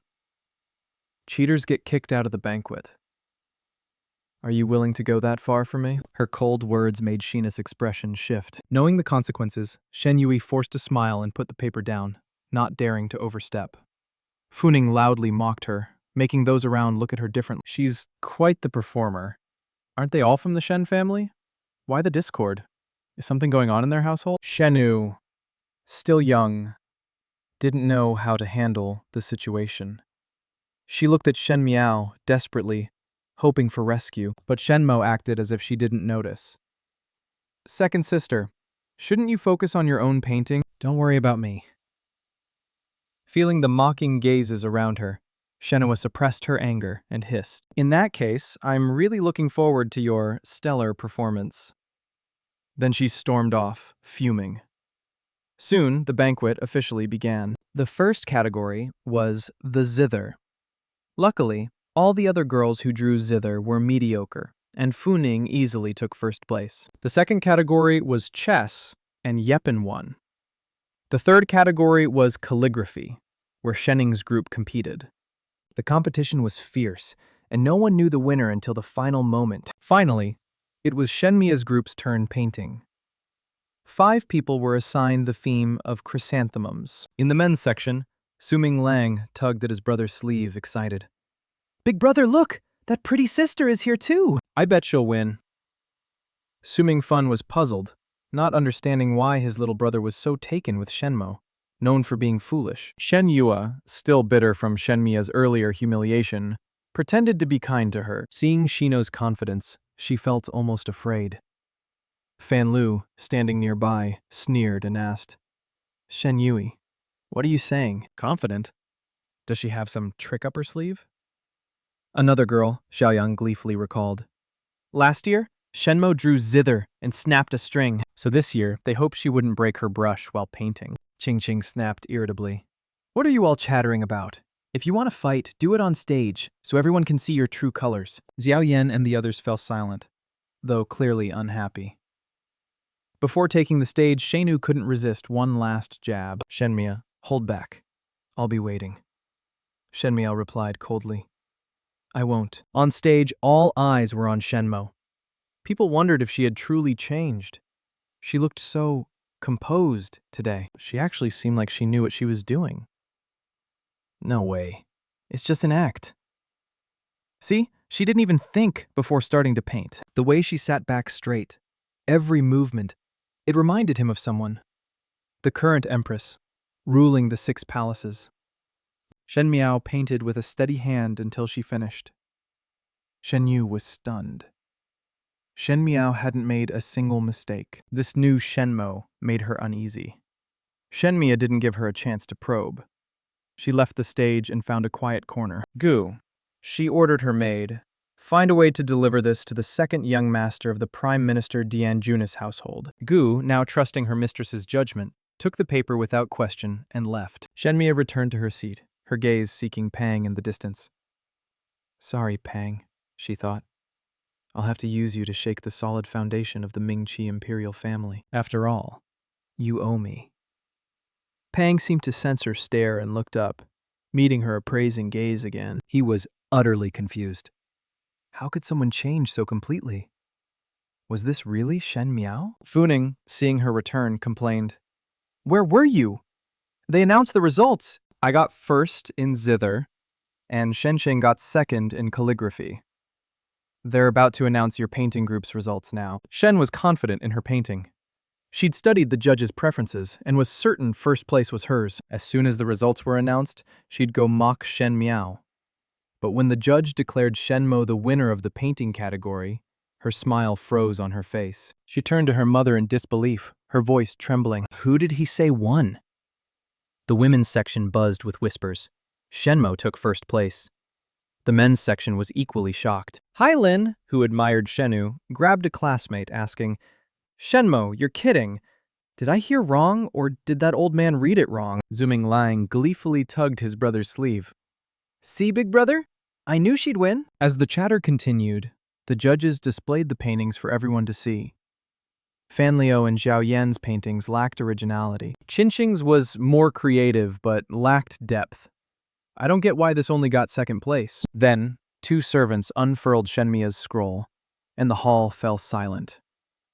On it was a vast golden desert under a sunset, the sky blood red. A broken sword was stabbed into the ground, and at its base, lay a single white chrysanthemum. The head judge called Shen Miao to the stage to explain her painting. Shen Ning looked at her with contempt. Now she's exposed, she thought. Her technique's nothing special, and the idea was definitely someone else's. Yep, Palin laughed. I knew it. No one becomes a genius overnight. She's just trying to get attention. On stage, Shenmo touched the scroll. I painted this because my father once told me that every year on the battlefield, many heroes fall and are buried in the sand. Being so far away, they're laid to rest there, where no chrysanthemums grow. Chrysanthemums only bloom in the warmth of the capital, where we enjoy peace and prosperity, a peace paid for with the lives of soldiers at the frontier. Those who sacrifice don't even get a single white chrysanthemum, not even a proper memorial. Their wives and children can only wear white chrysanthemums back home and grieve from afar. The reason we can sit here admiring flowers is because of the brave soldiers protecting us. We can't do much for them, but we can express gratitude through a painting to comfort their heroic souls. Her words silenced the hall through paper and ink. They almost felt the desolation, tragedy, and helpless struggle. Soldiers were always revered, and her words touched their hearts. However, the princess frowned. Her speech seemed like a tribute to soldiers, but it also glorified military achievements. If the imperial family had ever mistreated the Shen family, it would be seen as a moral failure in the eyes of the nobles. Prince Yu's gaze fixed on Shen Miao. He gave a long, meaningful smile. This Shen family girl is truly fascinating. Prince Jing chimed in. She's sharp-witted. If our royal uncle finds her appealing, it's understandable. Prince Yu, over 40 and notoriously cruel, had toyed with and discarded countless women. If Shenmo fell into his hands, she wouldn't last long. She and Fun Anning had left their seats to take a break. Shenmia, what you set up there was amazing. Shenmia calmly replied. You did well too. Funning beamed. Hard work pays off. I'm just going to grab something from the carriage. Wait here for me. Gu returned at that moment, her task complete. She glanced around nervously and whispered, Young miss, the item was delivered to the Prime Minister, Dian Junis' second son. I bribed a servant to make the switch, so it was done safely. Shenmia nodded. Well done. Just then, a soft laugh came from above. Both looked up and saw a young man in purple robes, impossibly handsome, leaning against a tree branch, arms crossed, a half smile on his lips. Tia Jing, what was he doing here? Did he overhear anything?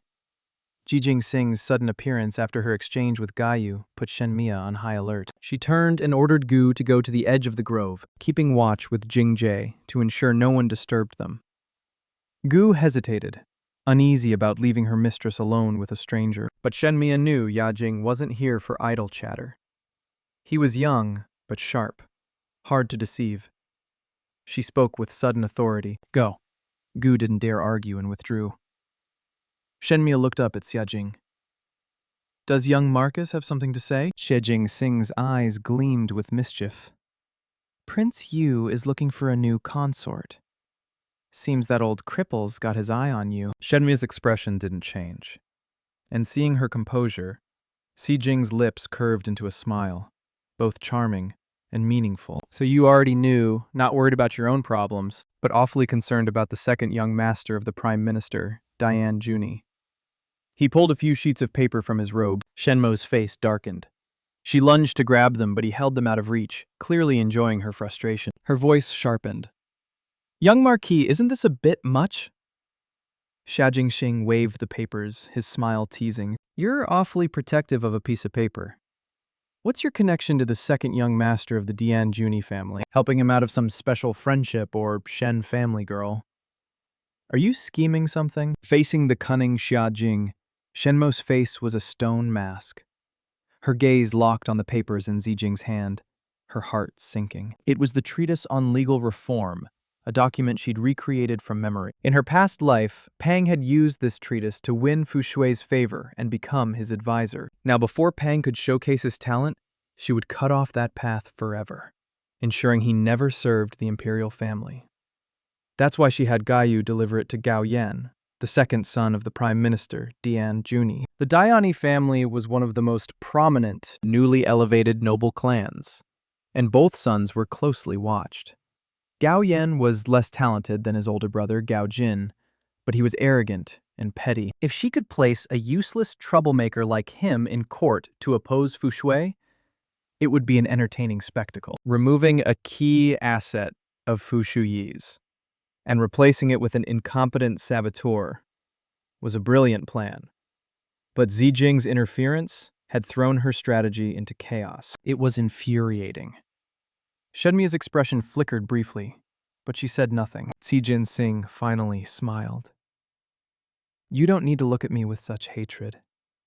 These are just copies. The original is still with young Gao. I'm just curious why you'd help him like that. Unless you've got a secret romance and want to help your lover rise to fame. But that Gao kid is pretty useless. Though he's got decent taste in women, you're probably out of his league.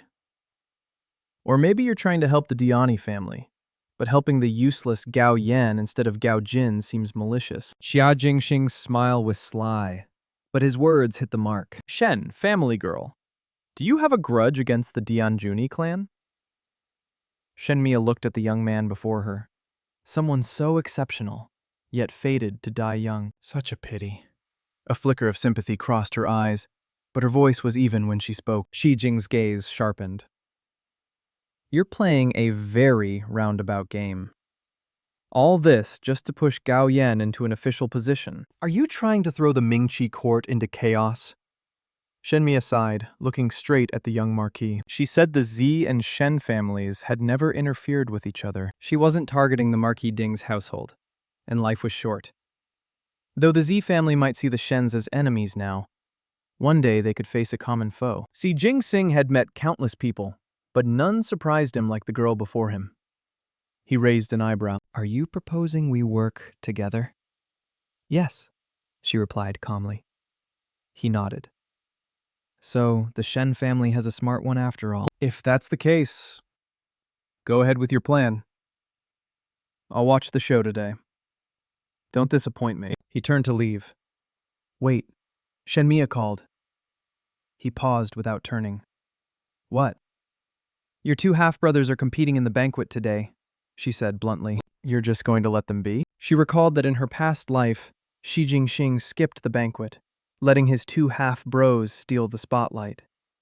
Both caught Fu Shui's attention and were brought into his fold, for the concubine and her two sons to profit after the tragic end of the Marquis. And his heir was suspicious. The Si family surely had its own internal conflicts. Zi Jing turned back, his expression surprise. You're suggesting I go on stage and compete with them like you did with your cousins. Ignoring his mocking tone, she said, Aren't our situations similar, young Marquis? Though she knew he was of noble birth and disdained squabbling with the concubine's sons, she warned that small oversights could ruin a team, explaining that seemingly minor issues were like hidden vipers. Instead of letting them gain protection from powerful forces, it was better to challenge and humiliate them publicly, punishing them without pretending in private. He'd endured enough already. Shi Jingxing looked at the girl near him. A pleasant fragrance wafted from her, like her. Seemingly pure, but with a cold, distant heart. He knew she had her own motives for suggesting this, but he couldn't refuse. He smiled, and with a flick of his hand, the hairpin in Shenmo's hair was in his palm. In the next moment, a fresh camellia flower, pink as jade, took its place. His smile was teasing, his tone familiar. You're fascinating. This jade camellia is a gift. Your suggestion's a good one. Thanks. When Shenmia returned to her seat, Fananning complained, I told you to wait for me. I came back and... You were gone. Where did you go? Shenmia smiled faintly. The chrysanthemums were so beautiful. I went for a stroll. Has it started? Fun. Anning pouted, knowing she wasn't being honest, but not pressing further. You were gone a while. The men's drawing lots is done, and now it's their selection round. Shenmia's gaze fell on Gao Yan, beaming across the hall, and a cold smile flickered across her lips. Go ahead, take that treatise, and go to Fu Shuyi. Hurry and snatch an official post before your brother. With your talent, I'm sure you'll drag the whole Gao family into the mud. Shenmia, after the men's round, it's the women's selection turn. Are you joining? Funning's voice interrupted her thoughts. She focused and replied, No, the selection is for showing off your best skill. I'm terrible at every kind of art. That earlier win was just luck. Funning was speechless. Who talks about themselves like that? Another voice cut in. Shenyue had appeared before them. Shenmia, you're really not joining the next round. Shenmia didn't look up from the chessboard she was arranging. Does second sister want me to join? Shen Yu froze but remembered her purpose. She raised her voice for others to hear. Of course I do. Your painting was so impressive. Why not choose painting again? Funning scoffed, saying, Painting needs inspiration. And even second Miss Shen would struggle to produce 2 masterpieces in a row. Shen Yui smiled sweetly, insisting she only said it because she saw Shenmia's improvement. If she painted one beautiful piece, what's stopping her from doing another? Shenmo still didn't look up.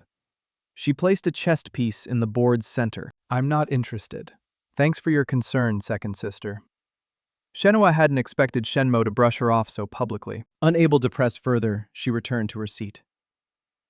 In the men's section, Kylan had been watching Shen Yu. When she glanced over and seemed to smile gently at him, his heart skipped a beat. He noticed she'd been talking to Shenmia and assumed Shenmia had upset her, deciding to teach Shenmia a lesson for the girl he loved. On stage, Gaoan adjusted his robe, and with encouragement from his attendants, he stood to perform. Gaojin grabbed Gaoyan's arm, asking, What are you doing? Going on stage? Gaoan puffed up with pride, but Gaojin, knowing his brother's lesser talent, warned that the Gao family couldn't afford mistakes, which stung Gaoan. He shook off his brother's hand. Brother, I may not be as smart as you, but I'm not a complete idiot. You don't need to stop me. I'm not trying to steal your spotlight. Before Gaojin could reply, Gaoan strode onto the stage and declared, I choose policy discourse. Then he pulled out the papers he'd been given and began reading. The audience was impressed. Gaoyan's treatise was remarkable. Had he been hiding his talent all this time, waiting for the banquet to shine? Prince Zhou and Prince Jing nodded in approval. Gaojin's younger brother is impressive. Even court ministers would struggle to offer such insightful views. And he's so young. In time, he's sure to have a bright future. Yet Palong was stunned from the moment Gaoan began speaking. For some reason, the treatise felt strangely familiar, as if he knew what was coming, as if it were his own work. Fu Shui quietly observed the man on stage. Clearly, Gao Yan had caught his attention. Shenmia smiled to herself and turned back to the chessboard. She picked up a piece and placed it at the board's edge. Feng Jing couldn't help but comment, Are you just placing it randomly? Who puts a piece so far from the center? Shenmia only smiled. What's wrong with being far? She thought. Every piece has a purpose. Though it seems a million miles from the center now, one day it'll be indispensable. In a pavilion overlooking the event, Su Mingfun fanned himself. I don't know where Gaoan got that treatise, but it's brilliantly written. I'd love to meet the author, Xia Jing drawled. And then what? He's definitely a scholar of great learning, Su Mingfong said eagerly. I'm sure I could learn a lot from him. Xia Jingsing smirked. I wouldn't be so sure. He sipped his tea, toying with the hairpin in his hand. Shi Jinxing, the only one who knew it was Shenmo's work, kept her secret, offering only a cryptic smile. On stage, Gaoyan finished his speech. The banquet officials, suspecting he might truly be a hidden talent, decided to test him further, as was tradition. An official asked about Mingqi's complex legal system based on the treatise, and Gaoan proposed dividing it into smaller branches. He answered the prepared question with eager confidence. Halong watched Gaoan respond fluently and was impressed, but he couldn't shake an odd feeling. Every word Gaoan said seemed familiar, as if etched in his mind, making him increasingly uneasy. Little Su Minglong woke from a short nap and saw everyone looking at Gao Yen with admiration. Father, is he really that good? Why hasn't Big Brother come back? His insights are profound, his father replied. Your brother's not feeling well today. Coming here was already a big effort. Let him rest. Fu Shui overheard and glanced over, his expression pensive. In any case, Gaoyan's performance was a resounding success. He answered every question flawlessly, dispelling doubts about his ability. Gaoyan strutted off the stage. The women's selection round began. Shinu chose her strongest skill, the zither. She looked delicate and graceful in her pink dress. Like a little fairy to those unaware of her true nature, she played Everlasting Joy, a piece about longing for home and family. To Shen Miao, it was a bitter irony. Even in this new life, her children, Wanu and Fuming, could never return. The music offered no comfort, only the sound of blood and vengeance. Qin had managed to get a spot right below the stage to admire his beloved. He was lost in the enchanting music when he overheard a nearby conversation. Miss Shinu is so unlucky. She's never gotten second place before, and now she's been outdone by someone like Shen Miao. Kai realized the speaker was Shen Yua's personal maid and listened closer. It's a pity our miss is too kind. She suffers so much from Miss Shen Miao in private. If only another young lady stood up for her, maybe in the challenge round. The maid seemed to scold her companion. Don't talk nonsense. Everyone knows Miss Shenmo is useless at the four arts. For a young lady to challenge her would be lowering herself. But if a young master challenged her, that would be a way to stand up for Miss Shenu. The conversation ended. Kai looked at Shinu on stage, and an idea formed in his mind. He would be her hero. Unaware he was being used, he felt thrilled. When Shen Yua finished her performance, she was surrounded by praise. Even Fun Aining, who didn't like her, had to admit her skill was impressive. Shenya smiled genuinely, securing first place. She was curious about the upcoming challenge round. Shenqing, also pleased with her own win, noted that this year's lack of age or gender restrictions would make the competition fierce. She glanced at her maid, who nodded slightly. Her plan was in motion. Shenhua smiled, eagerly awaiting Shenmo's humiliation. As expected, Pylon was the first to stand from the men's section. He strode to the stage and loudly declared, "I want to issue a challenge. I choose archery, and I challenge Shenmi." Funning immediately realized what was happening. Has Kylan lost his mind? Shenmia, engrossed in her chessboard, placed a piece down and looked up, her eyes clear as she faced him. I accept. Funning was stunned. Shen Miao, have you lost your mind too? How could the clumsy, foolish girl I know calmly accept an archery challenge? Shen, you have feigned concern for Shen Miao. While third aunt subtly suggested she not push herself, saying that even though her father was a general, she wasn't skilled in such things. Shenqing was delighted, but stressed that the rules were set. Once challenged, you had to compete. Second aunt chimed in. Shenmia knows nothing about archery. If you don't want to, I'll talk to the officials. Out of respect for your father, they won't make it hard for you. Shenmia caught the hidden insults in their words, implying she'd disgrace her father's reputation. She wouldn't allow that. Thank you, second aunt, but no need. I accept this challenge. Shenmia stood and walked to the stage. Kylan smirked, proposing a fun rule. Each would balance a pimon on their head and shoot at each other. The banquet officials were horrified, fearing that if something happened to Shenmo, who could face General Shenxin's wrath when he returned by year's end? But Kylan was determined to be a hero for his beloved. This has always been the rule. The challenger decides. What is the great general's daughter, a coward? Before Shenmia could respond, the depraved Prince Yu laughed loudly. Keelan's right. We can't change the rules for one person. Does General Shen flee the battlefield just because the enemy is strong? If so, I guess we can understand. My father has fought and bled on the front lines so people can enjoy banquets and students can compete in peace. As for your rules, I'm not afraid my archery's poor. If I miss, the one who needs to worry about their life is you, not me. In that case, let's sign a death waiver. Injury or death, we each take responsibility. Do you dare, Kylan? The hall fell silent at Shenmo's proposal to sign a death waiver with her challenger. Her composure beyond her years, and the way she looked at him like he was a naughty child, infuriated Qi. Why wouldn't I dare? He blurted impulsively. Sign the death waiver. Kylan's father, confident his son would win, feigned helplessness and didn't intervene. Shenu, pretending to panic, fanned the flames. Shenmi, why would you sign a death waiver? It's just a competition, second aunt quickly added. Exactly. Shenmi is being far too reckless and impulsive. Prince Zhou remarked. This Shen girl has courage, but no strategy. If something goes wrong, even Shen won't be able to defend her. Prince Jing agreed, utterly reckless. No wonder everyone calls her a fool. Fuji nodded. She's probably just trying to protect her family's honor. Little Su Minglong, seeing everyone criticize Shen Mo, clenched his fists. She'll definitely win, he declared to his father, who, surprised by his son's strange devotion, only nodded absently. In the pavilion above, Su Ming also thought Shen Mo was being foolish. She's bold, signing a death waiver. Does she think this is a game at a military camp? She's completely clueless. Shi Jingxing, hearing his friend, smiled. Interesting. Want to bet on who will win? He knew Shenmo wasn't a fool. If she dared sign a death waiver, she had the skills to back it up. Su Mingfang looked at his friend oddly. What kind of bet? Obviously, Kylan will win. Xiaying looked at him, eyes full of confidence. I'm betting on Shenmo.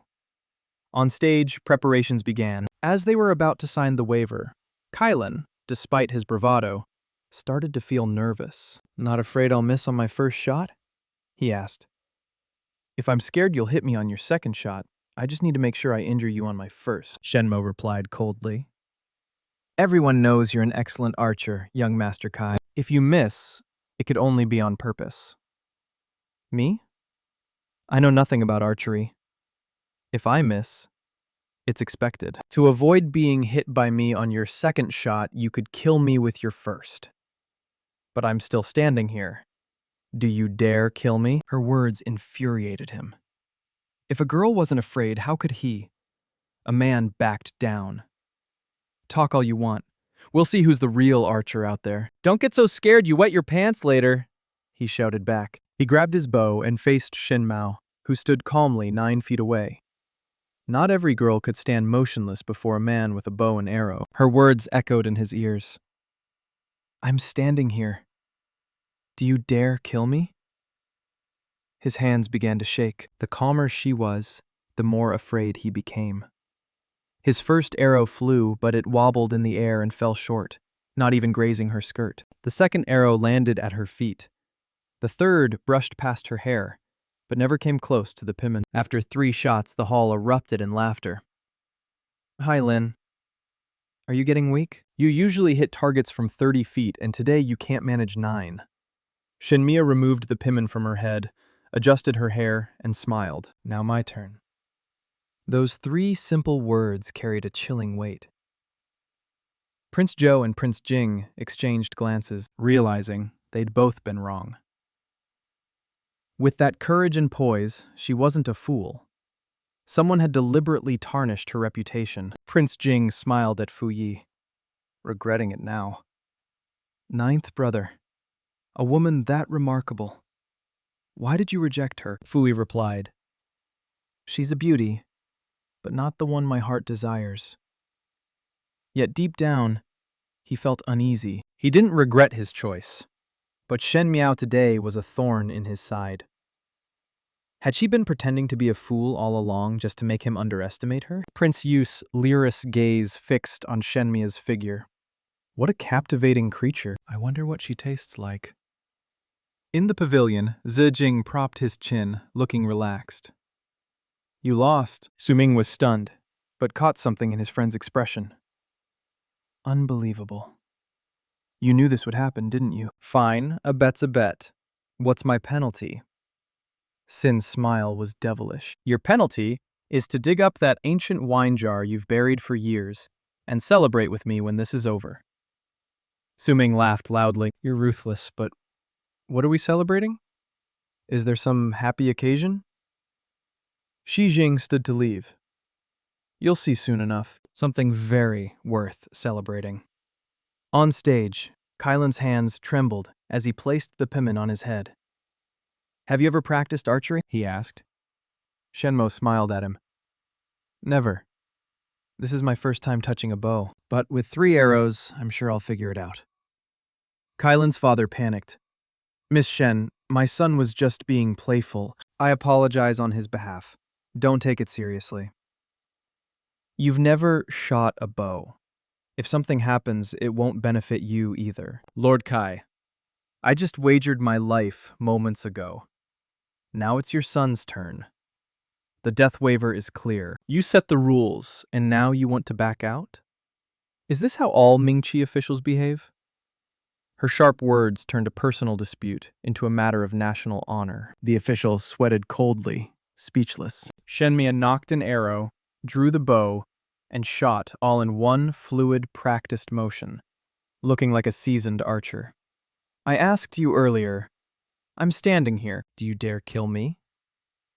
Now it's my turn to answer that question. And my answer is, I dare. The next moment, the arrow was released, flying toward Keelan with deadly intent. It grazed his left cheek, leaving a thin red line of blood. Kylan was shocked that she actually shot at him. He didn't know if she missed on purpose. Shen Miao you! He roared.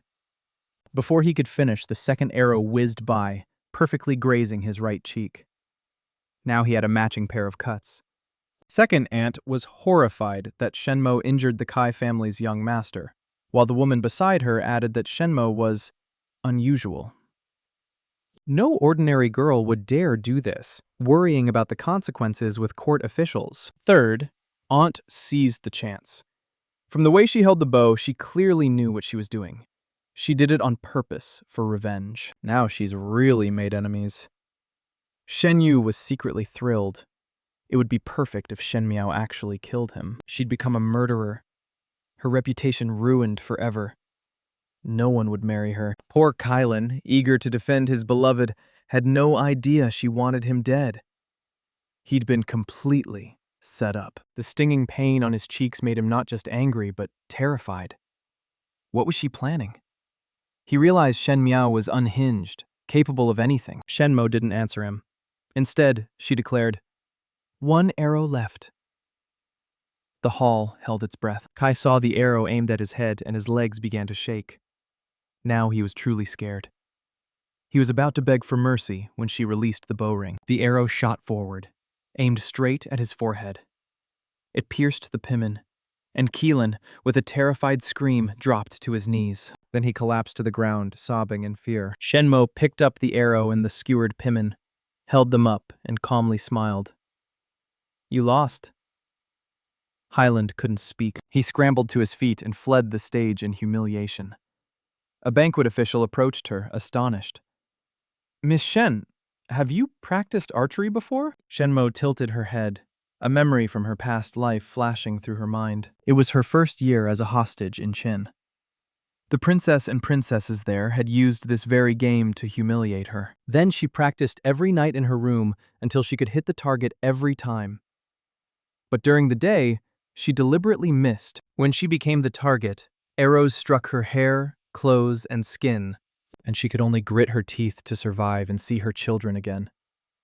But in the end, she realized it was too late. Vowing in this life to never be bullied again, she returned to the present and smiled. "I've seen my brother practice in the courtyard." A burst of applause rang out. It was the depraved Prince Yu. "Outstanding!" he exclaimed, his mind already filled with vile thoughts about her. Shenmue glanced at him but said nothing. The official announced, "Anyone else want to challenge her in archery? If not, Shenmue is the absolute winner." But as he spoke, a young man's voice rang out. "I want to challenge Shen Miao." Shenmue turned and nearly laughed. It was Zi Chongwu, one of Maris Ding's illegitimate sons, Xia Jing's half-brother. Why was he targeting her? Then she saw his brother, Shi Chongxiao, comforting the distraught Lord Kai, and she understood. The two brothers were trying to secure a place under the Kai family. This was the perfect chance to curry favor.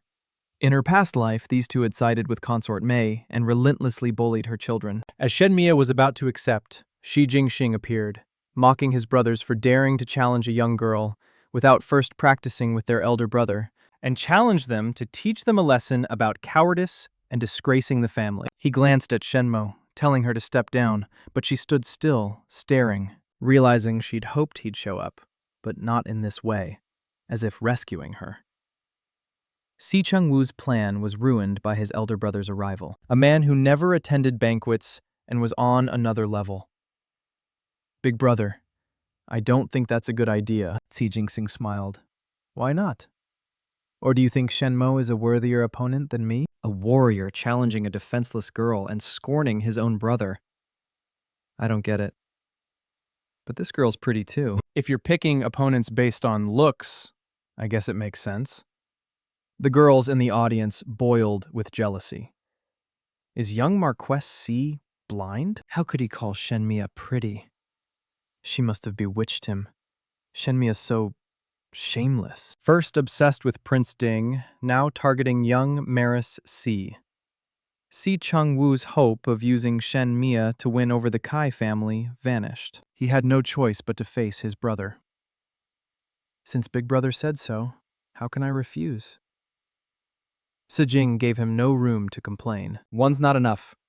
Third brother, you join in too. The two illegitimate sons of the Z family, hoping to shine at the banquet and catch the imperial family's eye, chose to challenge their legitimate brother, Zi Jing, in a mounted spear duel. They were confident they could crush him. Below, Funing whispered to Shenmo. Ji Jing agreed to a spear fight with both of them. But Ji Cheng Wu and Ji Cheng Chao are double spear masters. They fight like one. 2 against 1, young Maris is at a huge disadvantage. Others didn't know, but she did. The imperial records detailed the Z family's battle formations. Xi Jinping could form a one-man army, the Spirit Snake Formation. With 1 spear, 1 horse, and 1 man, he could annihilate enemies. The drums sounded, and the duel began. The 2 brothers charged at Xia Jingxing from both sides, trying to pin him. But Shi Jing, radiating deadly intent, moved like a serpent, weaving and dodging their attacks with ease. No matter how tight their formation seemed, he slipped through without effort. He was a magnificent wolf, blending elegance and ferocity, exuding terrifying strength. The once perfect double spear technique of the brothers was now full of flaws, almost comical against him. Everyone instantly saw who the superior warrior was. Si Jinxing's admirers cheered. My gosh, he's just toying with them. Even Yi Palin blushed. Compared to him, those 2 looked like mere props. Shi Chengwu knew he was losing, badly. His dreams shattered. A murderous intent rose within him. Shi Jingxing. Today, either you die, or I die. In a desperate, shameful act, he roared and thrust his spear into the flank of Xia Jing's horse. They're playing dirty. Look at Zi Chong Chowo. He's trying to trample Xi Jingxing as he falls. We knew they didn't get along, but are they trying to kill him? The black horse screamed in pain and reared, thrashing wildly. But Zijing, with a flick of his wrist, used his spear to knock the horse's front legs out, making it collapse. He leaped off the falling horse, dodging Zi Chengwu's attack, and with a sweep of his spear, he knocked him off his horse. Then he spun and struck Zi Cheng's shoulder, causing him to tumble to the ground as well. In mere seconds, both brothers were unhorsed. Shi Jinxing stood tall like a true war god, pointing his spear at Zi Cheng's eyes. You dare attack your own brother from behind. You're truly too arrogant. The crowd went wild. Funing marveled. Young Marquise is incredible. I don't think anyone in our generation can match him. Shenmo watched the young man in purple, a faint smile on her lips. The banquet was supposed to be about fair competition. The brothers used dirty tricks and still lost. After today, their carefully built reputations would be in tatters. Si Jinxing was a brilliant strategist. Ignoring the cheers, he turned to the men's section. The match is over. Anyone else want to issue a challenge? After witnessing his skill, no one was foolish enough to step up. The hall was silent. Since no one's stepping forward, I'll take my leave, he said, tossing his spear aside and leaving the stage. Prince Zhou watched him go. That guy's got impressive skills, but he's stubborn. Fushui said nothing, but he felt a twinge of regret. He really wanted to recruit someone as outstanding as Shi Jing, but sadly, the Marquis Ding's family wouldn't last much longer. Peng, hearing Prince Zhou's comment, sighed inwardly. The Mingqi imperial family thought themselves clever, but they were short-sighted. Xi Jinping was clearly hiding his true abilities. His performance on stage today was deliberate. If the imperial family crossed him, they'd surely suffer. Like Shenmo, he was a sleeping lion. Xi Jinping reappeared in the pavilion. Zuming expressed his confusion. You really stole the show today. What are you going to do about your two brothers now? This isn't like you. Xi Jinping raised an eyebrow. I was advised that some matters are better settled sooner than later. Zuming perceptive didn't press further.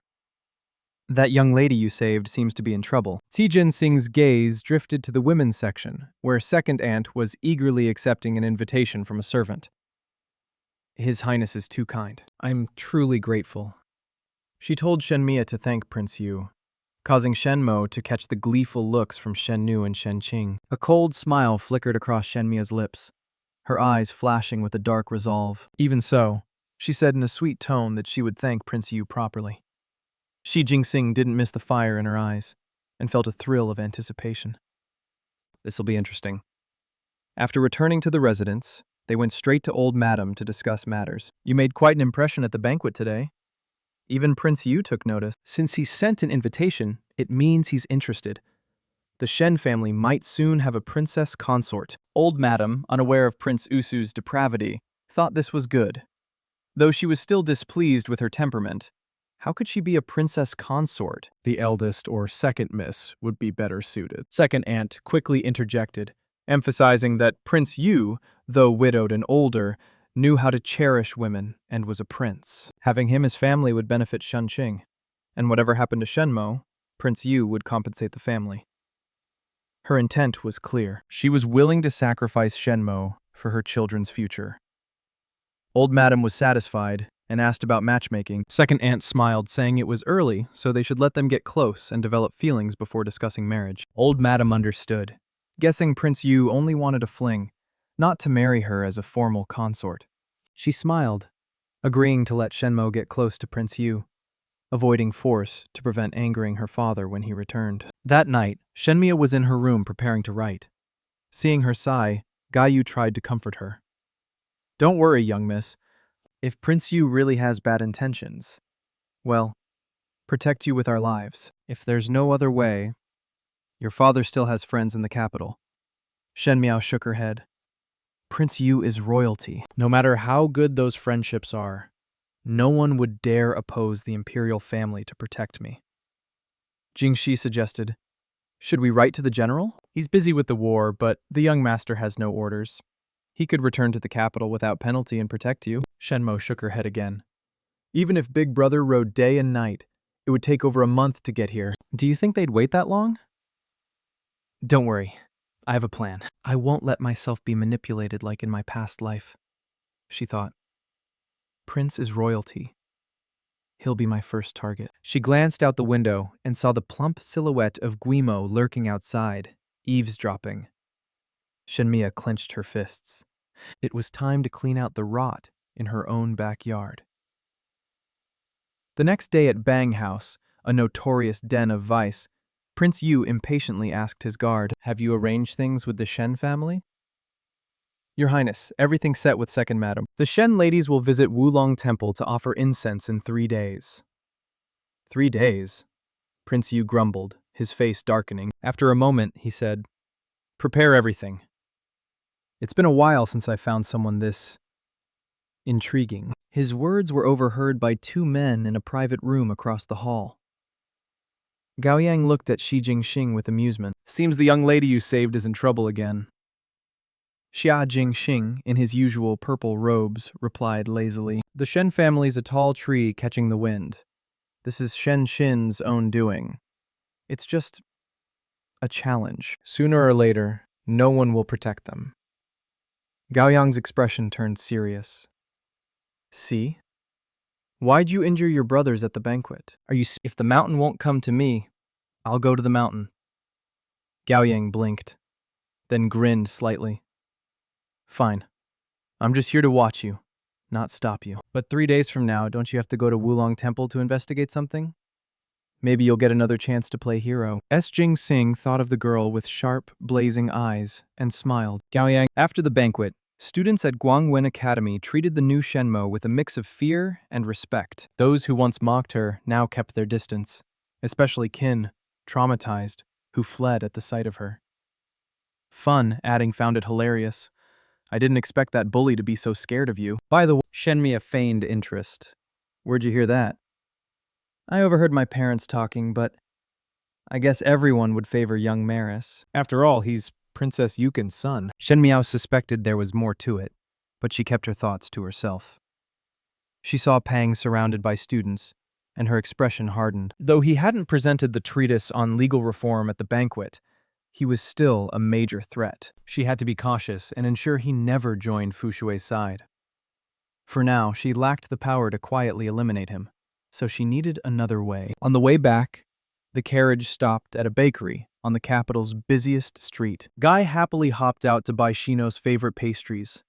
Suddenly, a loud voice cut through the street's noise. I said, 10 taels of silver. Take it or leave it. It's just a sword. Don't hassle a commoner. Jing peered out from the carriage, seeing a pawn shop worker arguing with a customer. Shenmia didn't care, but then she saw the man who'd argued with the worker turn away, clutching a sword. Her eyes widened. Jing, stop him, she said urgently. Tell him I want his sword. Meeting him so early in this life was a gift. She had to recruit him immediately. Jingi quickly brought the young man to the carriage. Young miss, here he is. The man spoke bluntly to the person inside the carriage. My sword's too sharp and heavy, not suitable for a young lady. Before he could finish, Shenmo cut him off. What's your name? The man froze. The voice from the carriage sounded young, but carried the weight of someone seasoned. He hesitated, then clasped his hands. My name is Moing. It was him. Shen Miao was thrilled, but her next words were deliberately provocative. I'm not interested in your sword. A piece of scrap metal has no value to me. Moing's face flushed with anger. But remembering his desperate situation, he held back. This sword was made by a master smith. It's my most precious possession. If you called me here just to insult me, I'll take my leave. He turned to go, but a sigh from the carriage stopped him. Moing, you're in dire need of money, aren't you? Your sword may be worthless to me, but your swordsmanship is worth 1,000 taels of gold. To be so poor that you'd sell the sword you've carried for years. What a waste of talent. Moching, would you sell your swordsmanship to me? I'm Shen Miao, the legitimate daughter of the great general. She lifted the carriage curtain and looked at him. Moching was stunned. How did she know he was a master swordsman? And when she said his name, he felt a strange familiarity, as if he'd known her from somewhere. Miss, have we met before? He asked instinctively. Shenmia couldn't speak of her past life. She just shook her head. When my father returns to the capital at year's end, I can recommend you. Take this silver for now. In 3 days, come to the Shen residence. You'll pose as an ordinary guard, but secretly protect me. Do you agree? Mo King understood her situation at home must be difficult. He was straightforward and didn't hesitate. I'll follow your orders, Miss Shenmo smiled as she watched him walk away. Captain Mo Qing, she thought with a touch of nostalgia. It's been a long time. Back at West Courtyard, she met the scheming Guimomo. Young Miss is back. I told the kitchen to make sweet soup for you. Shenmo, not wanting to alert her yet, agreed. Thank you. Jingxi went to fetch the soup, but Guimo lingered and followed them inside. Young Miss. Guimo began probing. You seem very excited about this trip. It's rare for you to leave the residence, Guimo said, playing the loyal servant. Of course. Everything must be perfect. Shenmo suddenly smiled. With you and second aunt arranging things, I'm sure it will be. If there's no matter, she thought. In 3 days, let's see how arrogant you are then. In the room, Shenmo poured the sweet soup into a flower pot. She didn't dare eat anything Guimo brought her. Bu was anxious. Miss, are you really going to Wang Temple? I'm going, Shenmo replied. She recalled her past life. It was at this very moment that she overheard the servants in the Nangjing Hall talking about old Madam's plan to marry her off to Prince Yu. The night before the trip to Wang Temple, she had fled to beg Ding for help. Though that choice was a mistake, it had saved her from a disaster. This time, she wouldn't run or hide. She would go to Wulong Temple. Those who wanted to see her humiliated would end up as the main characters in their own tragedy. 3 days passed quickly. Early in the morning, Second Aunt gathered everyone to set off. But Shenmo stood at the gate, refusing to move. Shen Miao, why aren't you getting in the carriage? Second Aunt asked, frowning. I think we don't have enough guards. Shen Yue and Shen Qing, fully aware of the trip's true purpose, were eager to leave. We're not royalty, Shenmia. What kind of entourage do you expect? Shenmia ignored them and pointed at 2 guards near the gate. Add 2 more. Those ones. Second Aunt didn't want to waste time. 2 extra guards wouldn't change anything. She agreed. She didn't know that these 2 seemingly ordinary men would be the downfall of her entire plan.